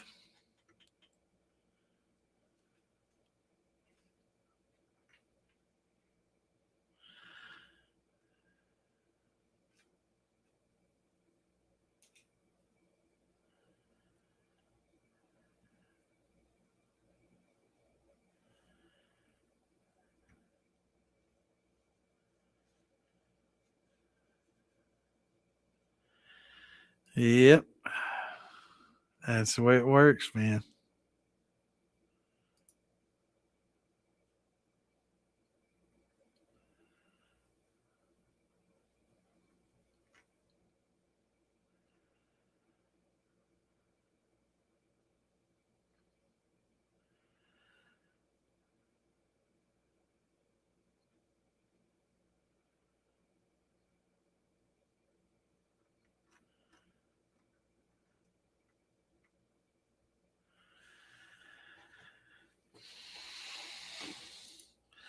What do you think about home distilling being ruled unconstitutional? Um, Basically, what that lawsuit was talking about was up until that lawsuit, it was illegal to home distill, period. And that means even legal home distillation. So, for example, if somebody had a license to distill, they still couldn't do it in their home. They couldn't get a license and distill in their home. And the government's whole purpose in licensing is for taxation.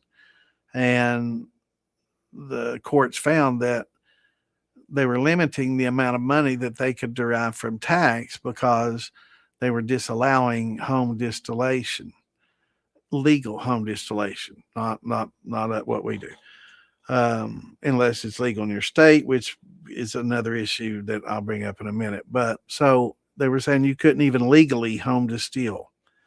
And the argument was that that was limiting, you know, it's a tax thing, and that was limiting their ability to tax. Therefore, that made it unconstitutional, was an overreach. And the government's argument was, well, we can't control if they're paying their fair share of taxes or not. And they countered with that is the same with any home business, right?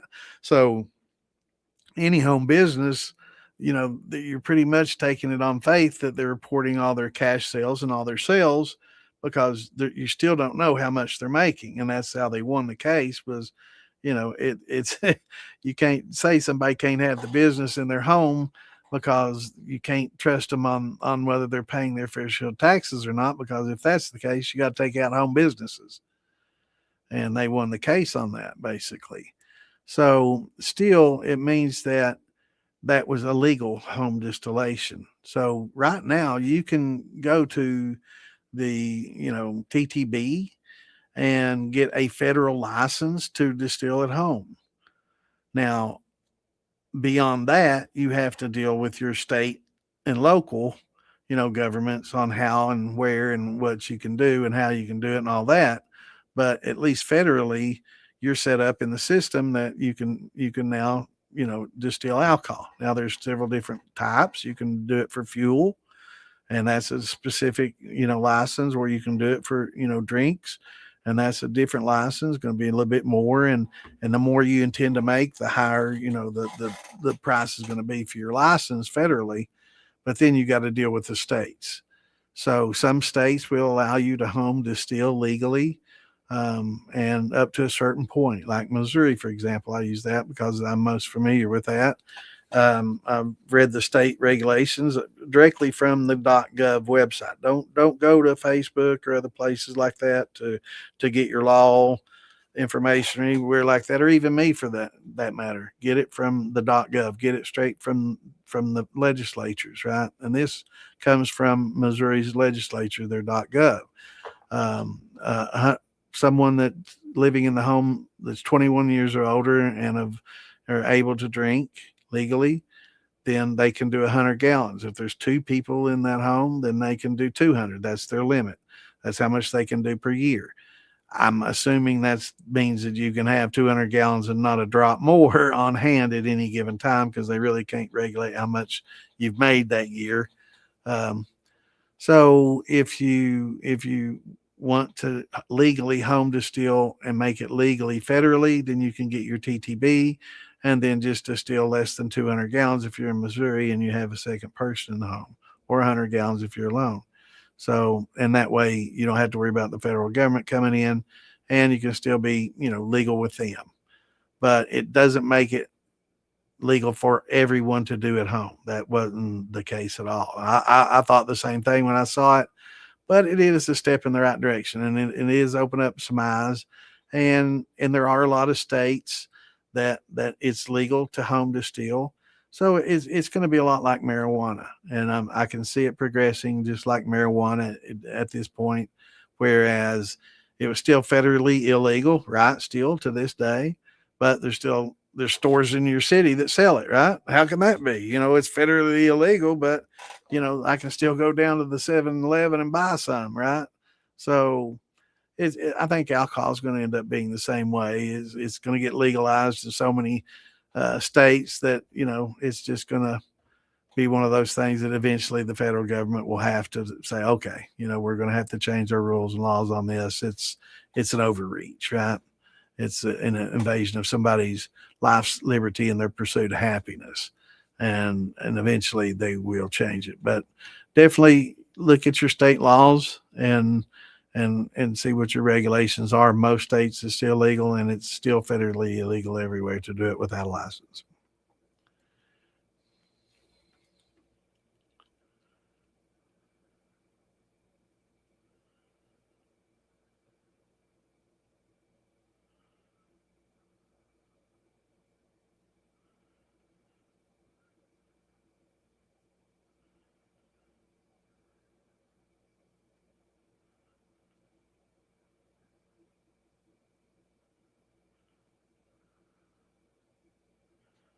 Yeah, I don't think it's legal in Florida yet.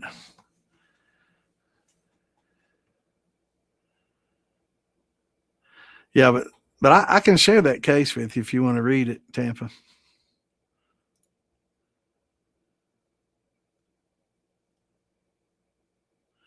Yeah, it's about tax. It's about taxation, and that also opens up the can of worm about short barreled rifles and suppressors. And that's why they got, that was a taxation issue. And once they said that they were going to, remove the tax, they opened up a can of worms when they did that, because that was the only power they had to govern them, was with taxes. And once they removed those taxes, all of a sudden, boom, now they're trying to keep it, to where you still have to license them. But yeah, it's pretty interesting. I'd say you'd be interested in reading that, Tampa. Let me see if I can find that for you. I made a. I don't remember where I stored that on my PC. Let me look. Give me just a second here. It's probably in my downloads here. Let me look. Man, this damn thing's so slow.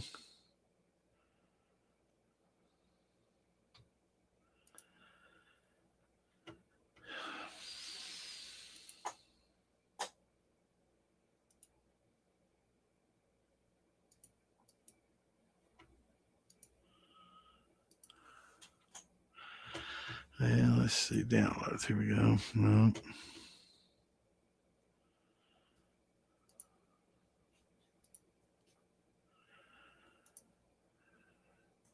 Hmm.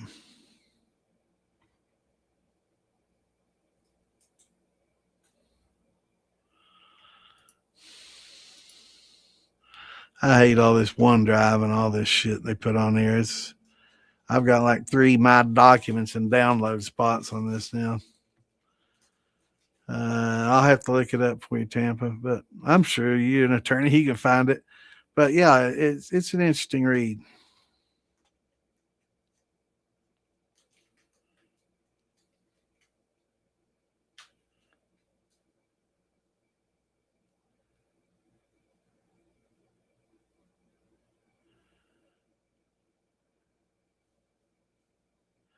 Yeah, and they're pretty expensive too.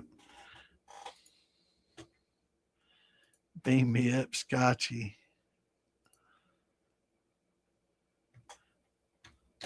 Let me see if I can. I don't know where in the hell. I've got 2 different PCs. I might be on this one. Let me look.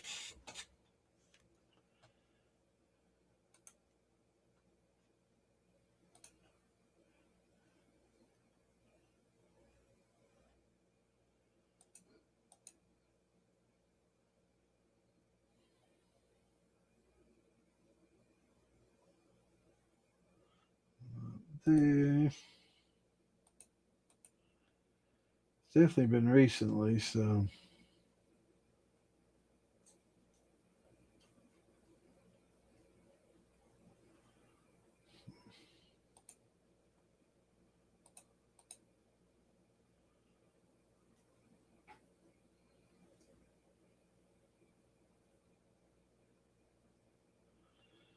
Yeah, I don't know where in the hell that is. I can't find it. I have that in a PDF somewhere, though.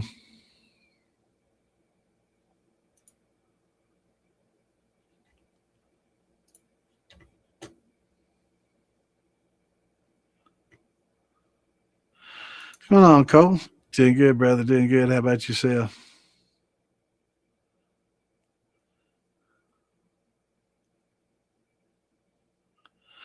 Oh, it ain't going to hurt a thing, man.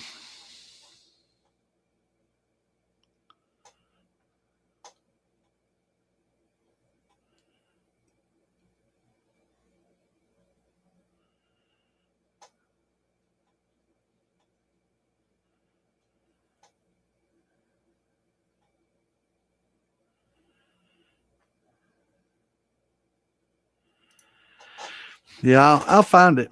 Yeah, I'll definitely find it for you, brother. Let me see here.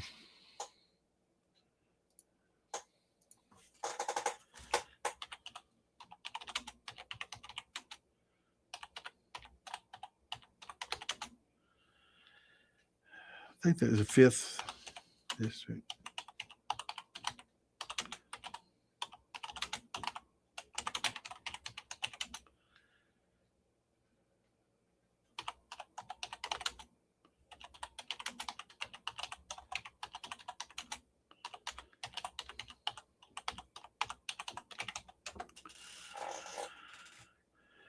It was the 5th Circuit Court of Appeals.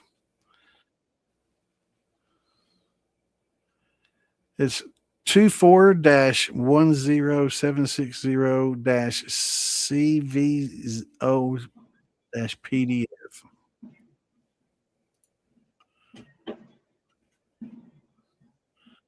What's going on, wild man? What's up? Not much. Trying to add you up to the stage here. There we go. Where's old Phil, Billy? What are you doing? Not much, brother. Just doing my little Q&A thing. What are you up to? Nah, just fucking sitting here waiting for the baby mama to get off work. I've had a good time this weekend, man. Hell yeah, it was a good time. Yeah, it was. It was a real good time. Yeah, got some people inquiring earlier. Let me post this real quick here. Let's see. For anybody that wants to read this is the link for the court case. They'll send it to all the different places.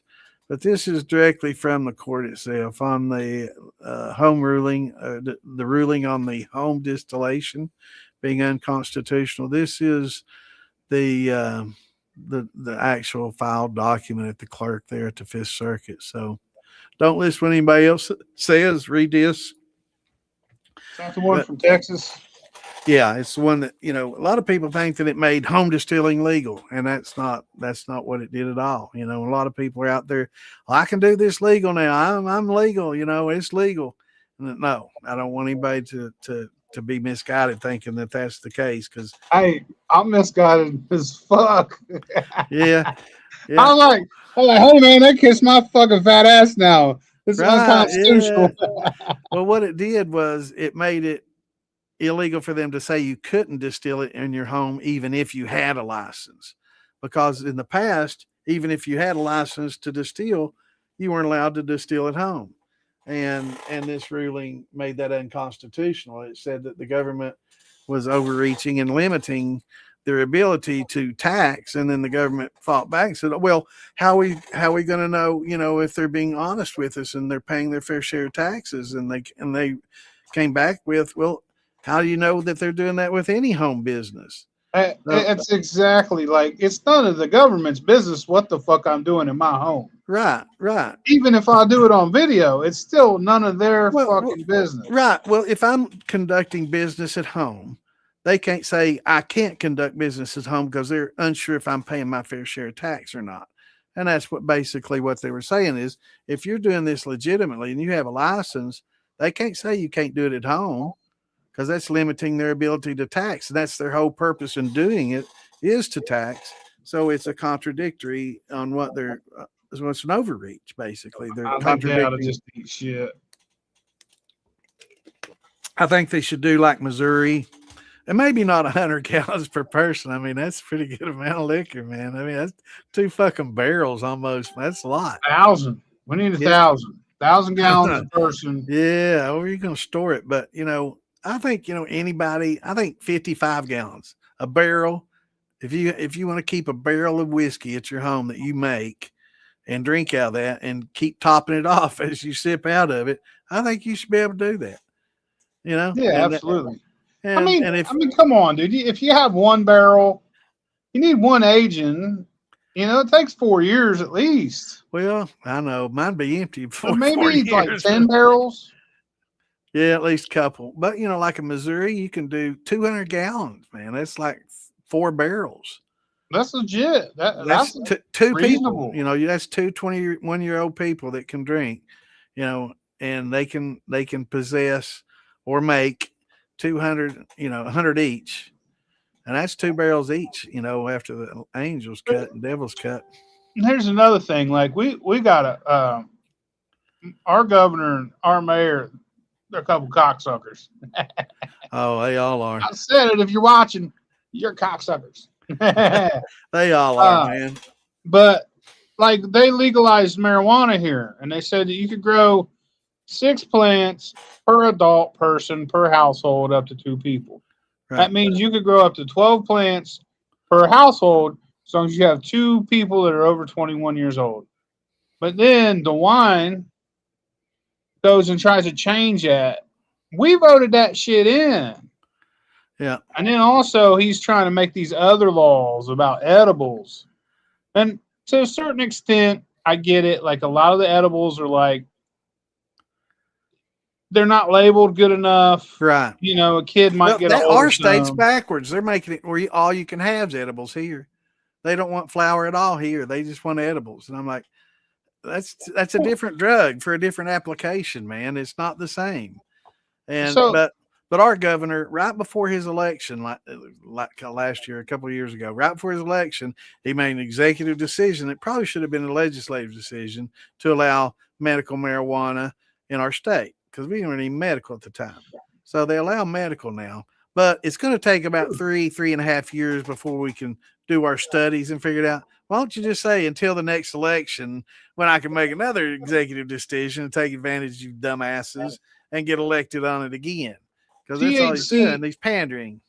He ruined it for all states that have a problem with it. Because THCA is illegal in all fucking states. All of them.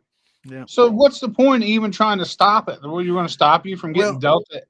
one Delta thing that 9? one thing I find strange is, you can't have marijuana in this state, but Kratom's okay. Yeah, that shit's nasty, bro. Yeah, it's crazy, man. Some of these synthetics and some of this other shit you can have, that's okay because Dude, the they can't even shit keep. you could buy at the foreign gas stations. Yeah, I'm not gonna lie, man. I don't know what to call them. they've got like I synthetic feel like morphines and shit there, man. I know they got some terrible shit hanging on the wall, dude, and bad all those shit that any kid or anybody can go in there and buy it. 4,000 vapes. And nicotine's the worst fucking shit you could sell somebody. Yep. And there's 4,000 nicotine vapes on the fucking wall of every fucking flavor that you can imagine, dude. And Yeah, kids fuck of that. all ages going in there and buying that shit, unregulated. Anybody, it's bad. I see a young person doing nicotine of any type, I go the fuck off on them. I don't care if they're my family or not. I dog them the fuck out. I ask them, what the fuck is wrong with you? Because we were slaves to cigarettes, dude. Slaves to dip. I smoked and dipped and chewed, and I gave it all up, man. And I quit pretty much cold turkey, but it was 80% of my life I've been a slave to that shit. It's the worst shit. How long ago did you quit? But yeah, man, that kratom does some shit. Like if you're bipolar and you do it, it fucks you up. Oh yeah. I think it's like heroin. Bipolar. Like if you when did you quit smoking, man? And see, man, the fucked up thing about it, even talking about it, makes me want to fucking go smoke a cigarette. Does it? That's how I addictive don't have that. I don't have that urge at all anymore, man. What I did, I quit smoking, and I left I smoked about half a cigarette, and I left that duck on my desk in the ashtray. And about 3 months passed, and I was just craving that motherfucker. I look at it every day, man. I'm like, fuck it, I'm gonna smoke. I took a hit off that stale ass cigarette, man. It tasted so bad after a few months of not smoking and tasting that thing. It's probably been 10 years since I put that out, and I ain't never touched one since, and I never had the desire to at all. It's probably been about 10 years. That's been about the same for me too. It's nasty, man, and like you're never not addicted to it. You know what I'm saying? Like I get cravings sometimes. So. I don't at all anymore. I don't care for it at all. I can smell it. Be around people smoking, dipping, dude. I'll tell you that right now. Man, my fucking not just thinking about it makes me want to go get a goddamn can of dip. Now, marijuana is different. I had to quit smoking when I got stung by that scorpion fish because it just didn't make me feel good anymore. It made me feel bad. But after that, I went about 8 years, man, without smoking. And finally it started making me feel good again. So I started smoking again. And then about 10 years after that, I don't know what happened to my body, or if it's just the marijuana that's getting stronger, I think they're selectively breeding a lot of the good chemicals out of it and focusing on THC and leaving a lot of the other good things out that used to give me a good high. Because I just don't get high on it like I used to, and it makes me sick. Makes me nauseous and anxious and nervous and sweaty. It just doesn't make me feel like it used to at all. People change. Yeah. Their fucking bodies, their brains. I don't know if it's much me changing it as the marijuana. I still believe that if I could find some old weed from the 90s and the early 2000s, if I could smoke it, I guarantee you. Get some Northern Lights and grow that shit yourself. I guarantee it buzzed me differently, but maybe it is a little bit me too. I don't know. But yeah, it just doesn't make me feel good anymore, so I don't smoke as much. I don't smoke much at all. I'll take a hit though from time to time. It never really made me feel. I'm not big on smoking. It's never really been my thing. I'm more of a drunk piece of shit. Well, I was always a smoker and a toker and a drinker. I'm too angry to get happy, dude. I wish I liked it. I do. I wish I liked weed so fucking much. I think that maybe I might be more of a sativa kind of guy. So maybe I need to try and get some, take baby steps. But man, every goddamn time I've gotten high here in the last, I gotta lay down. I'm like, I gotta lay the fuck down, dude. Couch crippling kind.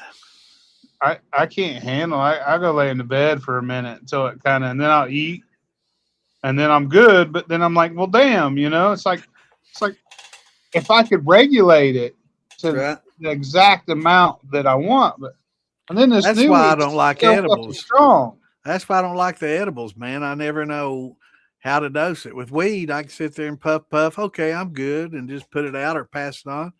But We, with edibles, it's like whatever you take, you got to deal with it, man. It's like, oh no, don't eat that, man. That's 1,000 milligrams. Well, it's too late, like motherfucker. I hate it. Like, oh, you're gonna be fucked up. It's like, god some damn. people don't even affect them when they eat it. I Like know. like Big Easy could eat a whole pan of brownies and he wouldn't even feel it.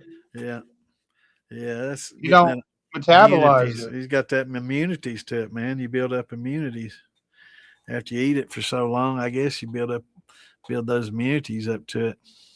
He just don't like certain amount of people don't metabolize, so it doesn't Yeah, affect certain there's no people. true sativa, and there are hardly any true indica anymore. It's all crossbred and hybridized. So how'd that smoked cheese come out, man? It looked pretty damn good. Oh, it's good, man. Man, I made a bunch last year and I took it to Farm to Bottle I and got I some of brought the it cowboy back. candy, but I didn't get none of the cheese. Or did I? Did you put some out there on for Yeah, samples yeah, and you was shit? I fucking believe that I cheese did. up from the I bottle think I last year. now I was gonna say maybe You I ate, did have some of that you cheese. ate so much cheese, you probably didn't shit right for 2 weeks. I probably did have a few cubes of that, or maybe a Oh dozen. yeah, we was making crackers and shit the whole time at Farm Yeah, to Bottle. yeah, Like, give me some yeah, yeah, motherfucker. yeah. I remember that now. Yeah, that's Uh, good shit, man. but no, I brought all that cheese back from Farm to Bottle last year, and I went to look at for it in the fridge out here out back because I got one of them big ass Kroger fridges out back on the Right, patio, right. and it was all gone. And it was like I had everything else. Like there's liquor, there's everything I had in there. Only thing missing was all my cheese, like every fucking bit of it. So I don't know if somebody stole it. My kid took it, fucking fed it to the pig. I have no idea. Maybe Poe got in that fucking fridge when I wasn't looking. So old Poe's on the farm now, huh? Yeah, she got her boyfriend. He That's awesome. he's he was a lot smaller than her. He's like a younger pig. Like she's only like a year or something, almost a year and a half maybe. But Yeah. he's a little pup, you know what I mean? But he's probably big now. It's been a couple months. They grow quick. Former naval aviator will help even if you feel violent or tense. Just focus, let it flow. Use what God created for your anxiety. Absolutely. There's a story. There was this lady, and I think it was in Arizona. I think she was University of Arizona or somewhere like that. And she was doing studies on different strains of marijuana and how it affected different people with PTSD and anxiety and things, because some certain strains will increase your anxiety and some will help alleviate it. So she was basically trying to figure out exactly what strains could be used for as medicine for what, right? And federal government stepped in and told them either you get rid of this or you're going to lose federal funding. They had to fire the lady and everything, and she was doing some of the top research of the day. You could pull up and read about it. I'm pretty sure it was in Arizona. um, but yeah, they made a shit canner, man, because they didn't like it at the time. This was probably 15 years ago, and she was doing good, and now, her research would be invaluable, and they're playing catch up, right? But yeah, there's certain types that will alleviate, anxiety and PTSD, and it would be great for, anybody with that. And some of them that actually increase it, and just being able to tell the different strains and being able to regulate it, as a proper medicine is definitely something that's going to be, a good place to get into research right now, because that's definitely going to be the future. Once they start making good medicine with that, it's a lot of these other meds and chemicals are going to get pushed to the wayside, and that's why the pharmaceutical industry's fought it for so fucking long, because they know, there's thousands of chemical compounds in marijuana, and if they can sequence it and create good drugs from it, it's going to hurt them. It's going to hurt them for sure. That's why they wanted to create that synthetic marijuana. That way they could patent that, And that's the only marijuana that's ever killed anybody was the synthetic shit that they made. Natural marijuana's never. Crazy. More people died from baby aspirin. Yeah, today's marijuana it's been selectively bred and to increase the THC content. And I think it lacks other compounds as a result. And I think that's what made me feel good and gave me the high that I'm looking for. Well, see, I think my problem always is like they've bred it so it don't have no CBD in it, and right. If it has CBD in it, it stops you from having anxiety. If it don't have CBD in it, it causes you to have anxiety. So right. Finding that right strain, and I haven't really experimented with it like I should to find a strain that does it, what's good for me, because what's good for me is not what's good for everybody. Right. Everybody's different. Right. But I've done research on that, and I used to take CBD, and I have anxiety, and there's been times where I've taken CBD and it's fucking chilled me out. Right. And when my mom was dying of cancer, I used to give her CBD. Like I bought 1,000 milligram drops. I'd give her a shit ton of it under her tongue, and she would be out of it. Like that cancer, she was riddled with it, but it would fuck her up where she'd be out of it. She'd get some of that CBD in her, and she'd come right back too. Right. Like it did work. It didn't cure fucking cancer. Right. Like you want to believe, like they say in these reports and shit. But they're like, oh, you got to do these fucking huge fucking enemas with it and blah blah blah. But whatever. She was at Ohio State fucking or the hospital. You know what I mean? The James. So it's like one of the biggest cancer hospitals or fuck whatever. But still, I sneaking her fucking CBD in, and then they're trying to get paid. But that's why I had it. So after she passed, I still had what was left, and I would take it from time to time, and I liked it. But the thing that they say about a lot of CBD is, if you're taking prescription medication, it will make it to where something happens in your liver or kidneys to where your pills won't fucking digest or something correctly. Metabolize properly, yeah. Yeah, and so that your other medications will not be as effective. Work. And the problem with me is I take a medication and I have to have. Right. If it wasn't for that, I'd be on CBD at the very least. But this medication that I'm on, without it, I could fucking die. Right. I'm only on daily. I only have one pill I take. But every once in a while, there's another pill I'll take if I need it. I take as needed.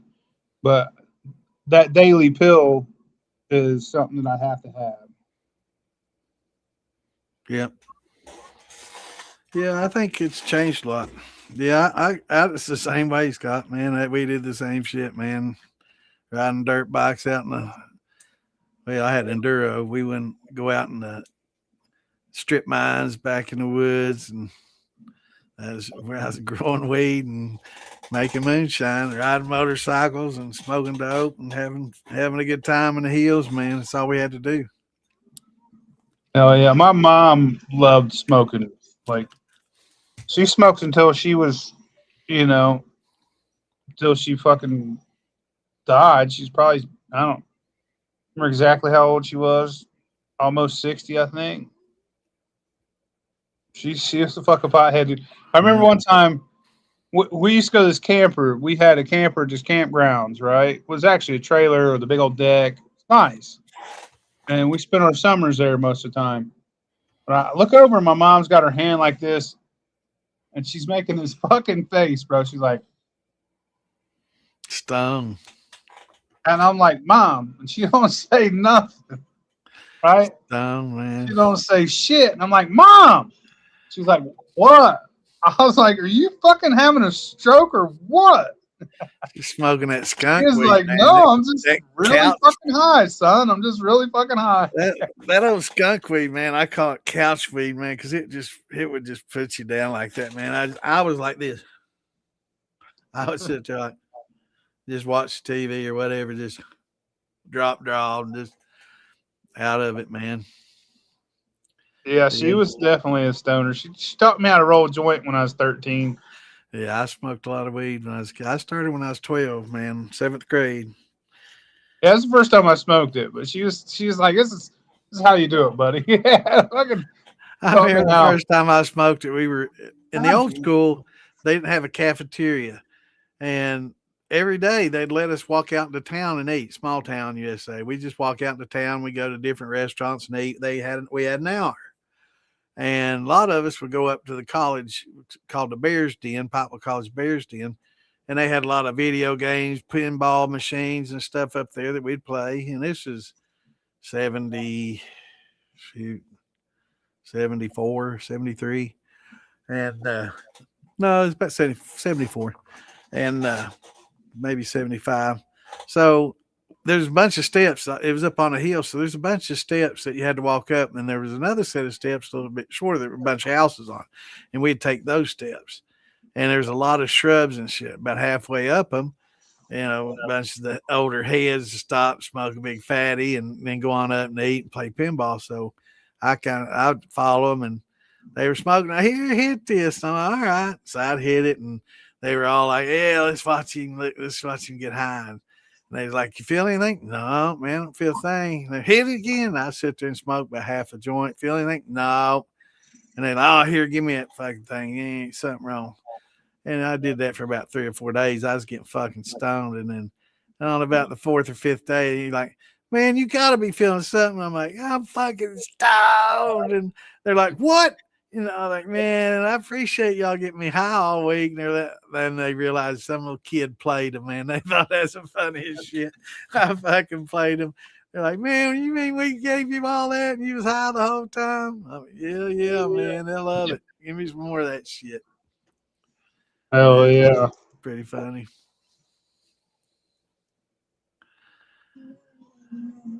Hell yeah. Secretary Cannabis. Okay. Howdy. What's up? What's up? Not much, man. You remember me? I'm old Santa Claus. That's Over me. Santa. I'm Santa. Okay. See him right there. You remember me coming bringing you toys this year? Yep, that was me. Thank you, Santa. Oh. Maybe I should put my glasses on. You might recognize me. He with my needed glasses on. this year, dude. Shit, he needed coal last year. Yeah. Are you bad? No, You've been bad. I'm gonna bring you coal and switches. he's on that fucking nose, dude. Yeah.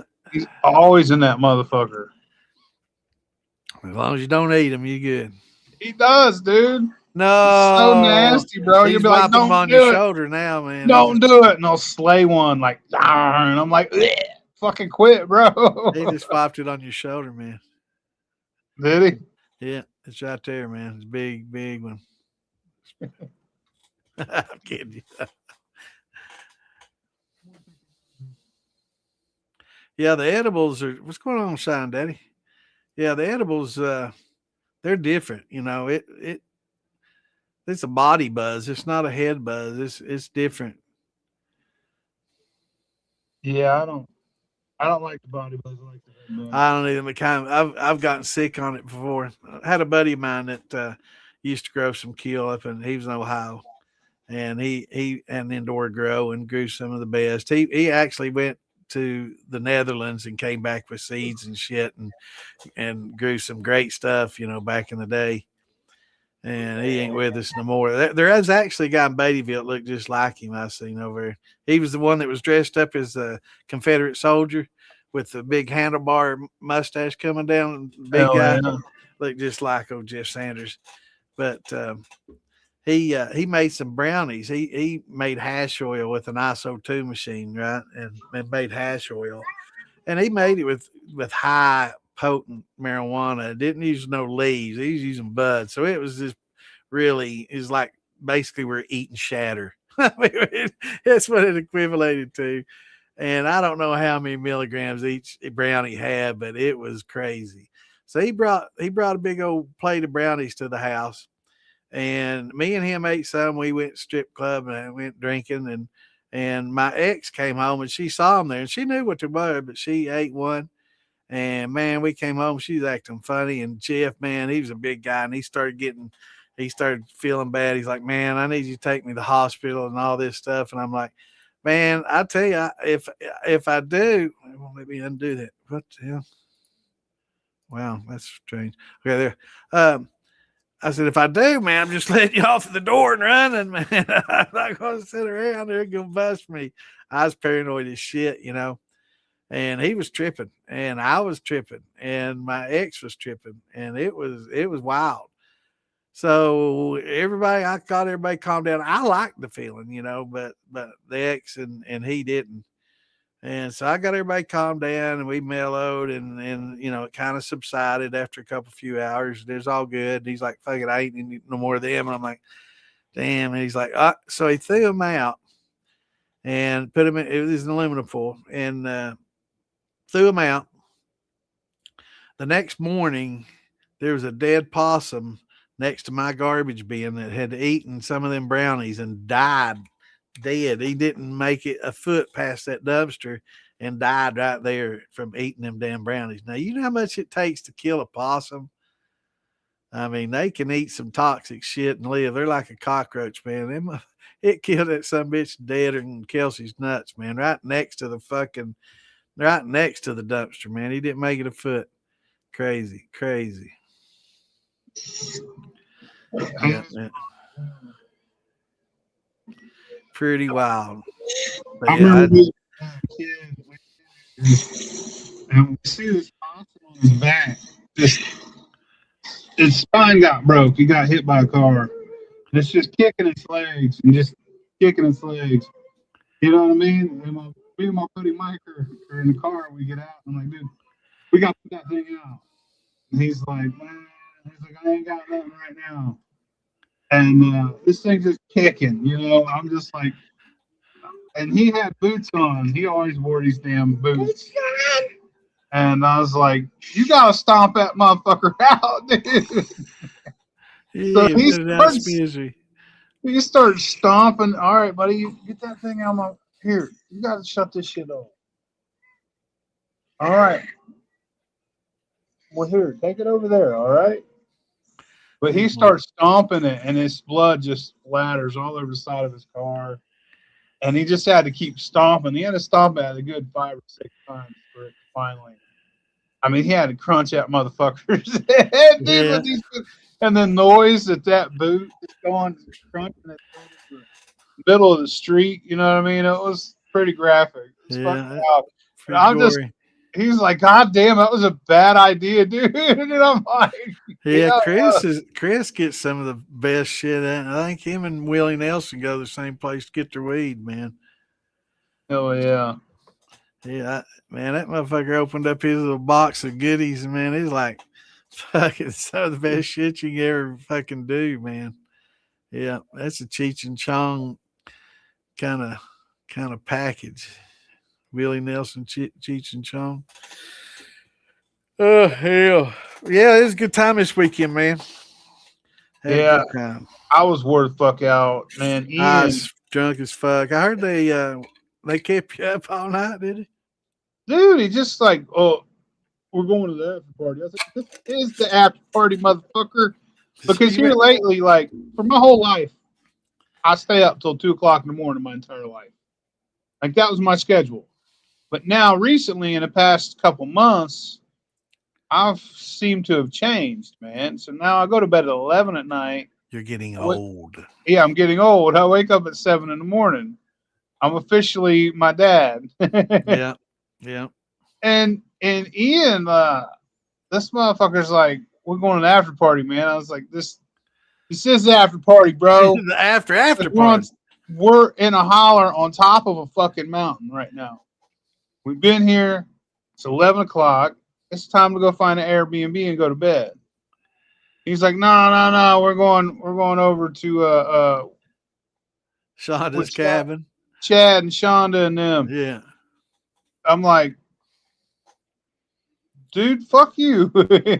So we spend a fucking hour in the back roads on this gravel fucking road in these hollers, and we finally get there. And by then, I'm so fucking tired, dude. I just fucking laying there. I'm like, goddamn. Did you sleep in the truck? I know. Oh, Wes and I is usually the ones to shut everything down, man. He can hang. Oh shit, Wes is a vampire, bro. Yeah, there's not a lot of people that can usually drink and hang with me, man, up and drink as much and stay up as late as me, man. Wes is one of them. The after party, okay. But then it took us another hour driving to get to our fucking air. And then we don't even get to our Airbnb. We have to go to some place, pick up a piece of paper, hit a mailbox, and then drive another fucking dude. It was, yeah. I was miserable. I was just tired, man. You know, shit. It took me until today to get right from that fucking shit, dude. I'm getting old.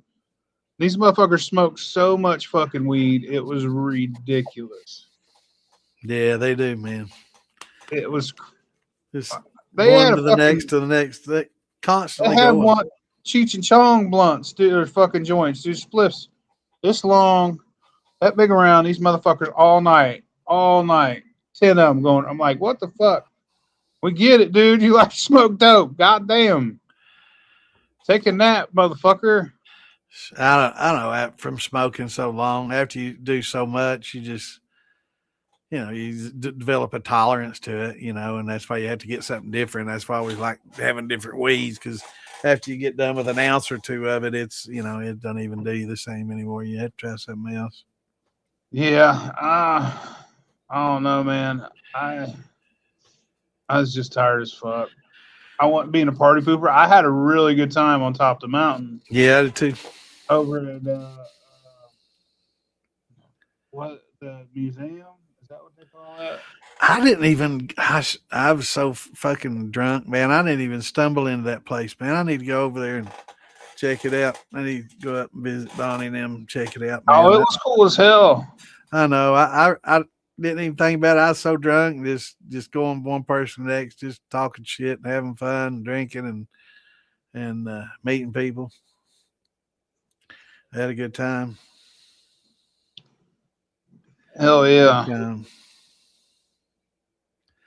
Yeah, it's a good time. Yeah, that fucking place is beautiful. Donnie is a lucky ass dude. Yeah. He's got it made. At least, man, I could fucking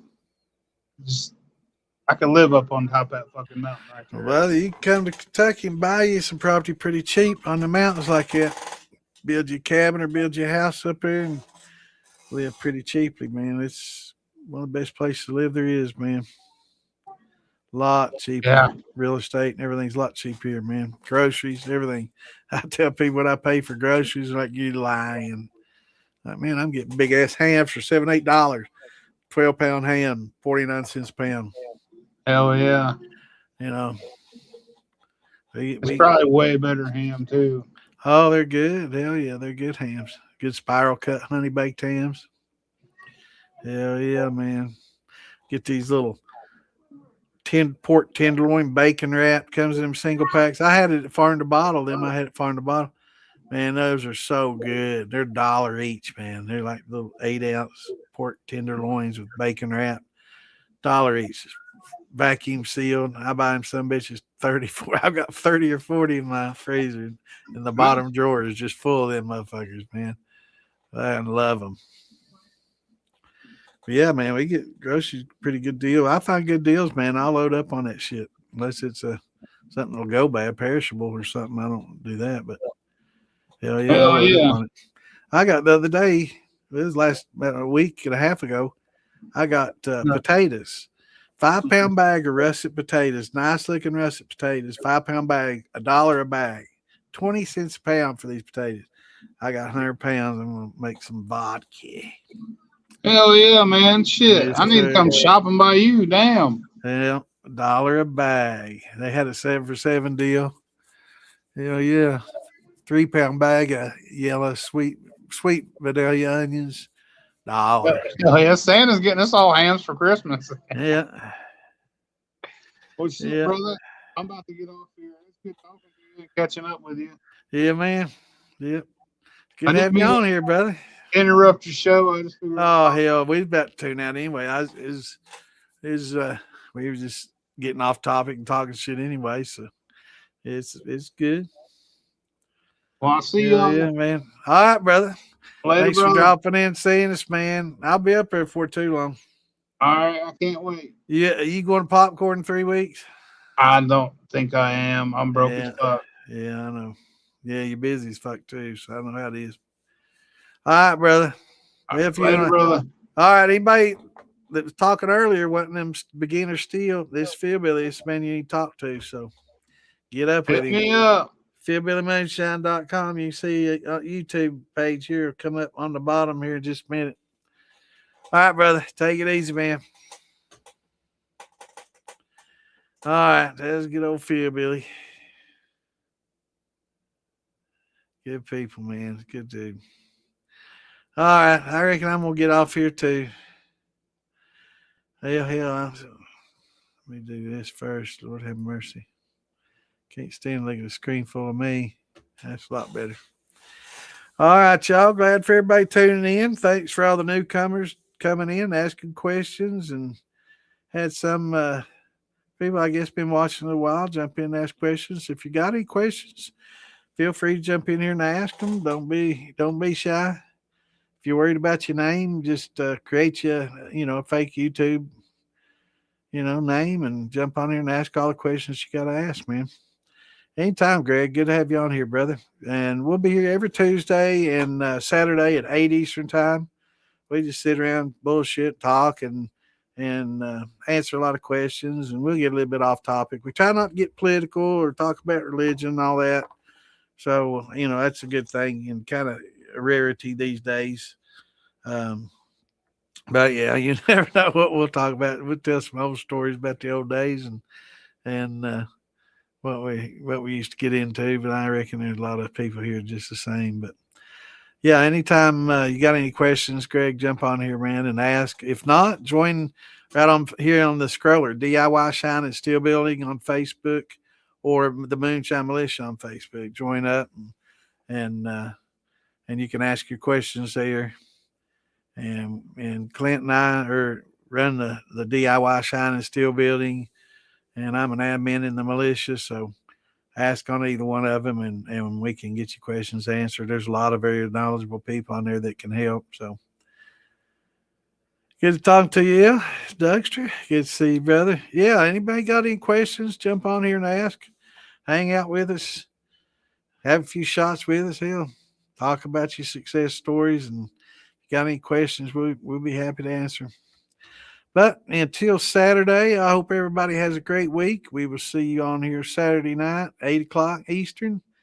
I guess I'll be here for the next couple Saturdays. I don't know if I'll make popcorn, but I'm going to try to. I have a lot of friends that go there, and I'd like to meet some of them I ain't met yet. And I'd like to make that. So every once in a while, we'll miss a Saturday or so on doing a festival. But generally, we'll be here every Tuesday and Saturday. Hello, Miss Lisa. You got here just for getting ready to leave. I'm glad you jumped in. But I guess I'll see everybody Saturday. Have a great week. Sign on. Peace out. And talk to you Saturday.